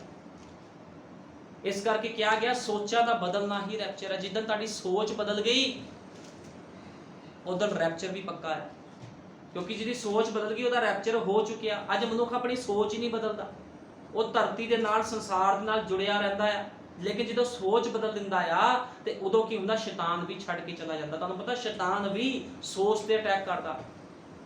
ਸਭ ਤੋਂ ਜਿਹੜਾ ਭੈੜਾ ਗੰਦਾ ਸ਼ੈਤਾਨ ਹੁੰਦਾ ਆ, ਉਹ ਖਤਰਨਾਕ ਜਿਹੜਾ ਹਮਲਾ ਕਰਦਾ ਉਹ ਸੋਚ ਦੇ ਉੱਪਰ ਕਰਦਾ, ਮਨੁੱਖ ਦੀ ਸੋਚ 'ਚ ਪਾ ਦਿੰਦਾ ਆ। ਚਰਚ ਨਾ ਜਾਈ, ਉਹ ਭੈਣ ਭਾਈ ਤੈਨੂੰ ਪਸੰਦ ਨਹੀਂ ਕਰਦੇ। ਚਰਚ ਨਾ ਜਾਈ, ਤੂੰ ਗਰੀਬ ਆ, ਤੇਰੇ ਕੱਪੜੇ ਨਹੀਂ ਵਧੀਆ, ਦੂਜੇ ਭੈਣ ਭਾਈ ਦੇਖੇ ਕਿੰਨੇ ਵਧੀਆ ਕੱਪੜੇ ਪਾ ਕੇ ਆਉਂਦੇ। ਉਹ ਸੋਚ ਤੇ ਕਬਜ਼ਾ ਕਰਦਾ। ਲੇਕਿਨ ਜਿਹੜੇ ਖੁਦਾ ਦੇ ਪਵਿੱਤਰ ਆਤਮਾ ਪਾਏ ਹੋਏ ਲੋਕ ਹੁੰਦੇ ਉਹਨਾਂ ਦੀ ਸੋਚਾਂ ਤੇ ਸ਼ੈਤਾਨ ਨਹੀਂ ਕਬਜ਼ਾ ਕਰਦਾ, ਕਿਉਂਕਿ ਪਵਿੱਤਰ ਆਤਮਾ ਕੀ ਕਰਦਾ, ਉਹਨਾਂ ਦੀ ਅਗਵਾਈ ਕਰਦਾ ਹੈ। ਇਸ ਕਰਕੇ ਕਦੇ ਵੀ ਆਪਣੇ ਸੋਚਾਂ ਵਿਚਾਰਾਂ ਦੇ ਦੁਆਰਾ ਨਹੀਂ ਚੱਲਣਾ। ਜਦੋਂ ਵੀ ਚੱਲਣਾ ਆ ਵਚਨ ਦੇ ਦੁਆਰਾ ਚੱਲਣਾ ਆ। ਕਿਸੇ ਮਨੁੱਖ ਦੀ ਨਾ ਸੁਣੋ, ਕਿਹਦੀ ਸੁਣਨਾ ਆ, ਅਸੀਂ ਕਿਹਦੀ ਗੱਲ ਨੂੰ ਮੰਨਣਾ, ਵਚਨ ਦੀ ਗੱਲ ਨੂੰ ਮੰਨਣਾ ਆ। ਅਸੀਂ ਪਤਰਸ ਦੀ ਗੱਲ ਨੂੰ ਨਹੀਂ ਮੰਨਿਆ ਵੀ ਪਤਰਸ ਨੇ ਕੀ ਕਿਹਾ। ਪਤਰਸ ਦੇ ਅੰਦਰੋਂ ਪਵਿੱਤਰ ਆਤਮਾ ਬੋਲਿਆ ਆਪਣੇ ਆਪਣੇ ਗੁਨਾਹ ਪਾਪਾਂ ਦੀ ਮਾਫੀ ਲਈ ਪ੍ਰਭੂ ਯੀਸ਼ੂ ਮਸੀਹ ਦੇ ਨਾਮ 'ਚ ਬਸਮਾ ਲਓ ਤਾਂ ਪਵਿੱਤਰ ਆਤਮਾ ਦਾ ਦਾਨ ਪਾਓਗੇ। ਪਵਿੱਤਰ ਆਤਮਾ ਬੋਲਿਆ ਸੀ ਉਹਦੇ ਅੰਦਰ ਪੈਂਤੇਕੋਸਤ ਦੇ ਦਿਨ ਜਦੋਂ ਆਤਮਾ ਉਤਰਿਆ। ਇਸ ਕਰਕੇ ਅਸੀਂ ਨਬੀ ਜਾਂ ਭਾਈ ਬ੍ਰਾਹਨਮ, ਅਸੀਂ ਭਾਈ ਬ੍ਰਾਹਨਮ ਨੂੰ ਨਹੀਂ ਪੂਜਦੇ। ਲੋਕੀ ਕਹਿੰਦੇ ਤੁਸੀਂ ਭਾਈ ਬ੍ਰਾਹਨਮ ਦੀ ਪੂਜਾ ਕਰਦੇ, ਅਸੀਂ ਭਾਈ ਬ੍ਰਾਹਨਮ ਦੀ ਪੂਜਾ ਨਹੀਂ ਕਰਦੇ। ਬਾਈਬਲ ਬਿਆਨ ਕਰਦੀ ਆ ਇੱਕੋ ਹੀ ਪਰਮੇਸ਼ਵਰ ਆ ਜਿਹਦੀ ਤੁਸੀਂ ਉਪਾਸਨਾ ਕਰਨੀ। ਅਸੀਂ ਪ੍ਰਭੂ ਯੀਸ਼ੂ ਮਸੀਹ ਦੀ ਉਪਾਸਨਾ ਕਰਦੇ ਆ। ਭਾਈ ਬ੍ਰਾਹਨਮ ਸਾਡਾ ਭਾਈ ਸੀਗਾ, ਉਹਦੀ ਇੱਕ ਸੇਵਾ ਸੀਗੀ ਵੀ ਉਹ ਆ ਕੇ ਉਤਪਤ ਤੋਂ ਲੈ ਕੇ ਪ੍ਰਕਾਸ਼ ਦੀ ਪੋਥੀ ਤੱਕ ਸਭ ਬਾਈਬਲ ਨੂੰ ਖੋਲ ਦੇਵੇ। ਉਹ ਆਪਣੀ ਸੇਵਾ ਕਰਕੇ ਚਲਾ ਗਿਆ। ਉਹ ਵੀ ਸਾਡੇ ਵਰਗਾ ਇੱਕ ਭਾਈ ਸੀਗਾ, ਉਹ ਆਪਣੀ ਸੇਵਾ ਕਰਕੇ ਚਲਾ ਗਿਆ ਜੋ ਉਹਦੀ ਸੇਵਾ ਸੀਗੀ ਤਾਂ ਕਿ ਉਹਦੇ ਲੋਕ ਬਚਾਏ ਜਾਣ। ਇਸ ਕਰਕੇ ਬਾਈਬਲ ਬਿਆਨ ਕਰਦੀ ਆ ਜੋ ਕੋਈ ਆਪਣੇ ਗੁਨਾਹ ਪਾਪਾਂ ਦੀ ਮਾਫੀ ਦੇ ਲਈ ਆਊਗਾ ਉਹ ਯੀਸ਼ੂ ਮਸੀਹ ਦੇ ਨਾਮ 'ਚ ਬਸਮਾ ਲਵੇ ਤੇ ਪਵਿੱਤਰ ਆਤਮਾ ਦਾ ਦਾਨ ਪਾਵੇ, ਉਹਦੇ ਸਾਰੇ ਗੁਨਾਹ ਪਾਪ ਫਿਰ ਕੀ ਹੋਗੇ, ਮਿਟਾਏ ਜਾਣਗੇ। ਲੇਕਿਨ ਜੇ ਕੋਈ ਨਹੀਂ ਕਰਦਾ ਉਹਦੇ ਉੱਪਰ ਸਜ਼ਾ ਦਾ ਹੁਕਮ ਲਾਇਆ ਜਾਵੇਗਾ। ਮਰਕੁਸ 16:16 ਵਿੱਚ ਲਿਖਿਆ ਜਿਹੜਾ ਨਿਸ਼ਚਾ ਕਰੇ ਅਤੇ ਬਸਮਾ ਲਵੇ ਉਹ ਬਚਾਇਆ ਜਾਵੇਗਾ, ਪਰ ਜਿਹੜਾ ਪ੍ਰਤੀਤ ਨਾ ਕਰੇ ਉਸ ਉੱਤੇ ਸਜ਼ਾ ਦਾ ਹੁਕਮ ਲਾਇਆ ਜਾਵੇਗਾ। ਹੁਣ ਬਾਈਬਲ 'ਚ ਸਾਫ਼ ਲਿਖਿਆ ਜਿਹੜਾ ਨਿਸ਼ਚਾ ਕਰੇ ਉਹ ਬਸਮਾ ਲਵੇ। ਬਸਮਾ ਲੈਣਾ ਕਾਹਦੇ ਨਾਮ 'ਚ? ਯੀਸ਼ੂ ਮਸੀਹ ਦੇ ਨਾਮ ਦੇ ਵਿੱਚ ਬਪਸਮਾ ਲੈਣਾ ਆ। ਜਿਹੜਾ ਪ੍ਰਤੀਤ ਨਾ ਕਰੇ ਉਸ ਉੱਤੇ ਸਜ਼ਾ ਦਾ ਹੁਕਮ ਲਾਇਆ ਜਾਵੇਗਾ। ਹੁਣ ਜਿਹੜਾ ਪ੍ਰਤੀਤ ਨਾ ਕਰੇ, ਹੁਣ ਲੋਕੀ ਕਹਿੰਦੇ ਨਾ ਅਸੀਂ ਨਹੀਂ ਪ੍ਰਤੀਤ ਕਰਦੇ ਯਿਸੂ ਮਸੀਹ ਦੇ ਨਾਮ 'ਚ ਬਸਮੇ ਦੀ, ਫਿਰ ਠੀਕ ਆ ਭਾਈ, ਜੇ ਨਹੀਂ ਕਰਦੇ ਤੇ ਸਜ਼ਾ ਦਾ ਹੁਕਮ ਫਿਰ ਪਰਮੇਸ਼ਰ ਵੱਲੋਂ ਲਾ ਦਿੱਤਾ ਜਾਵੇਗਾ। ਅੱਜ ਮੌਕਾ ਆ, ਆਪਣੇ ਆਪਣੇ ਗੁਨਾਹ ਪਾਪਾਂ ਤੋਂ ਫਿਰੋ ਤੇ ਯਿਸੂ ਮਸੀਹ ਨੂੰ ਆਪਣਾ ਮੁਕਤੀਦਾਤਾ ਗ੍ਰਹਿਣ ਕਰੋ। ਯਿਸੂ ਮਸੀਹ ਸਾਰਿਆਂ ਨੂੰ ਬਰਕਤ ਦੇਵੇ। ਆਓ ਪ੍ਰਾਰਥਨਾ ਕਰਦੇ ਹਾਂ। ਹਾਲੇਲੂਇਆ। ਧੰਨਵਾਦ ਪ੍ਰਭੂ ਯਿਸੂ ਮਸੀਹ। ਮੇਰੇ ਮਹਾਨ ਪਿਤਾ, ਇਸ ਛੋਟੇ ਸੰਦੇਸ਼ ਦੇ ਲਈ ਤੇਰਾ ਧੰਨਵਾਦ ਕਰਦਾ ਖੁਦਾਵੰਦਾ, ਜੋ ਸੰਦੇਸ਼ ਤੂੰ ਅੱਜ ਦਿੱਤਾ ਹੈ ਮੇਰੇ ਮਹਾਨ ਪਿਤਾ ਪ੍ਰਭੂ ਯਿਸੂ ਮਸੀਹ, ਕਿਉਂਕਿ ਤੂੰ ਦੱਸਿਆ ਹੈ ਖੁਦਾਵੰਦਾ ਵੀ ਜਿਹਦੇ ਕੋਲ ਪਵਿੱਤਰ ਆਤਮਾ ਹੈ ਪ੍ਰਭੂ ਜੀ, ਉਹ ਆਪਣੀ ਮਰਜ਼ੀ ਨਹੀਂ ਕਰ ਸਕਦਾ ਖੁਦਾਵੰਦਾ। ਜਦੋਂ ਤੇਰੇ ਚੇਲਿਆਂ ਦੇ ਉੱਪਰ ਪਵਿੱਤਰ ਆਤਮਾ ਆਇਆ ਪੈਂਤੇਕੋਸਤ ਦੇ ਦਿਨ ਪ੍ਰਭੂ ਜੀ, ਤੇ ਪਤਰਸ ਨੇ ਕਿਹਾ ਮੇਰੇ ਮਹਾਨ ਪਿਤਾ ਵੀ ਹੁਣ ਤੁਸੀਂ ਆਪਣੇ ਆਪਣੇ ਪਾਪਾਂ ਦੀ ਮਾਫੀ ਲਈ ਯਿਸੂ ਮਸੀਹ ਦੇ ਨਾਮ 'ਚ ਬਸਮਾ ਲਓ। ਸੰਤ ਪੌਲੁਸ ਨੇ ਕਿਹਾ ਯਿਸੂ ਮਸੀਹ ਦੇ ਨਾਮ 'ਚ ਬਸਮਾ ਲਓ। ਉਸਨੇ ਇਹ ਵੀ ਕਿਹਾ ਸੰਤ ਪੌਲੁਸ ਨੇ, ਜੇ ਕੋਈ ਸਵਰਗ ਤੋਂ ਦੂਤ ਆ ਕੇ ਜੋ ਸਿੱਖਿਆ ਅਸੀਂ ਤੁਹਾਨੂੰ ਦਿੱਤੀ, ਇਹ ਸਿੱਖਿਆ ਤੋਂ ਇਲਾਵਾ ਕੋਈ ਹੋਰ ਸਿੱਖਿਆ ਦੇਵੇ ਤੇ ਸ਼ਾਪਿਤ ਹੋਵੇ। ਸੱਚਮੁੱਚ ਮੇਰੇ ਮਹਾਨ ਪਿਤਾ, ਜਦੋਂ ਤੂੰ ਕਿਸੇ ਮਨੁੱਖ ਨੂੰ ਚੁਣ ਲੈਂਦਾ ਹੈ ਪ੍ਰਭੂ ਜੀ, ਜਦੋਂ ਤੇਰਾ ਪਵਿੱਤਰ ਆਤਮਾ ਕਿਸੇ ਮਨੁੱਖ ਨੂੰ ਫੜਦਾ ਹੈ ਪ੍ਰਭੂ ਜੀ, ਉਹਨੂੰ ਆਪਣੀ ਮਰਜ਼ੀ ਨਹੀਂ ਕਰਨ ਦਿੰਦਾ ਪ੍ਰਭੂ ਜੀ। ਕਿਉਂਕਿ ਖੁਦਾਵੰਦਾ ਜੇ ਤੂੰ ਆਪਣੇ ਚੇਲਿਆਂ ਨੂੰ ਫੜਿਆ ਪ੍ਰਭੂ ਜੀ, ਉਹਨਾਂ ਨੂੰ ਚੁਣਿਆ, ਤੇਰਾ ਪਵਿੱਤਰ ਆਤਮਾ ਉਹਨਾਂ ਦੇ ਅੰਦਰ ਆਇਆ ਤੇ ਉਹ ਕਿਸੇ ਨੇ ਵੀ ਆਪਣੀ ਮਰਜ਼ੀ ਨਹੀਂ ਕੀਤੀ ਪ੍ਰਭੂ ਜੀ। ਉਹ ਸਭਨਾਂ ਨੇ ਆਪਣੇ ਜੀਵਨ ਤੈਨੂੰ ਦੇ ਦਿੱਤਾ ਪ੍ਰਭੂ ਜੀ, ਚਾਹੇ ਉਹਨਾਂ ਦਾ ਜੀਵਨ ਦੁੱਖਾਂ ਵਿੱਚ ਗਿਆ। ਇਦਾਂ ਸੰਤ ਪੌਲੁਸ ਨੇ ਕਿਹਾ ਮੈਨੂੰ 5 ਵਾਰੀ ਕੋੜੇ ਮਾਰੇ ਗਏ, ਤੇ ਸੱਚਮੁੱਚ ਖੁਦਾਵੰਦਾ ਉਹ ਸੰਤ ਪੌਲੁਸ ਨੇ 5 ਵਾਰੀ ਖੋੜੇ ਖਾ ਕੇ ਵੀ ਖੁਦਾਵੰਦਾ ਤੇਰੀ ਆਗਿਆਕਾਰੀ ਕੀਤੀ, ਕਿਉਂਕਿ ਖੁਦਾਵੰਦਾ ਤੇਰਾ ਪਵਿੱਤਰ ਆਤਮਾ ਸੰਤ ਪੌਲੁਸ ਦੇ ਅੰਦਰ ਸੀ ਖੁਦਾਵੰਦਾ। ਇਸੇ ਤਰ੍ਹਾਂ ਮੈਂ ਵਿਸ਼ਵਾਸ ਕਰਦਾ ਤੇਰਾ ਪਵਿੱਤਰ ਆਤਮਾ ਤੇਰੀ ਦੁਲਹਨ ਦੇ ਅੰਦਰ ਹੈ ਪ੍ਰਭੂ ਜੀ, ਤੇ ਤੇਰੀ ਦੁਲਹਨ ਨੂੰ ਵੀ ਖੁਦਾਵੰਦਾ ਸ਼ੈਤਾਨ ਦੀ ਕੋਈ ਸ਼ਕਤੀ ਹਿਲਾ ਨਹੀਂ ਸਕਦੀ ਮੇਰੇ ਮਹਾਨ ਪਿਤਾ।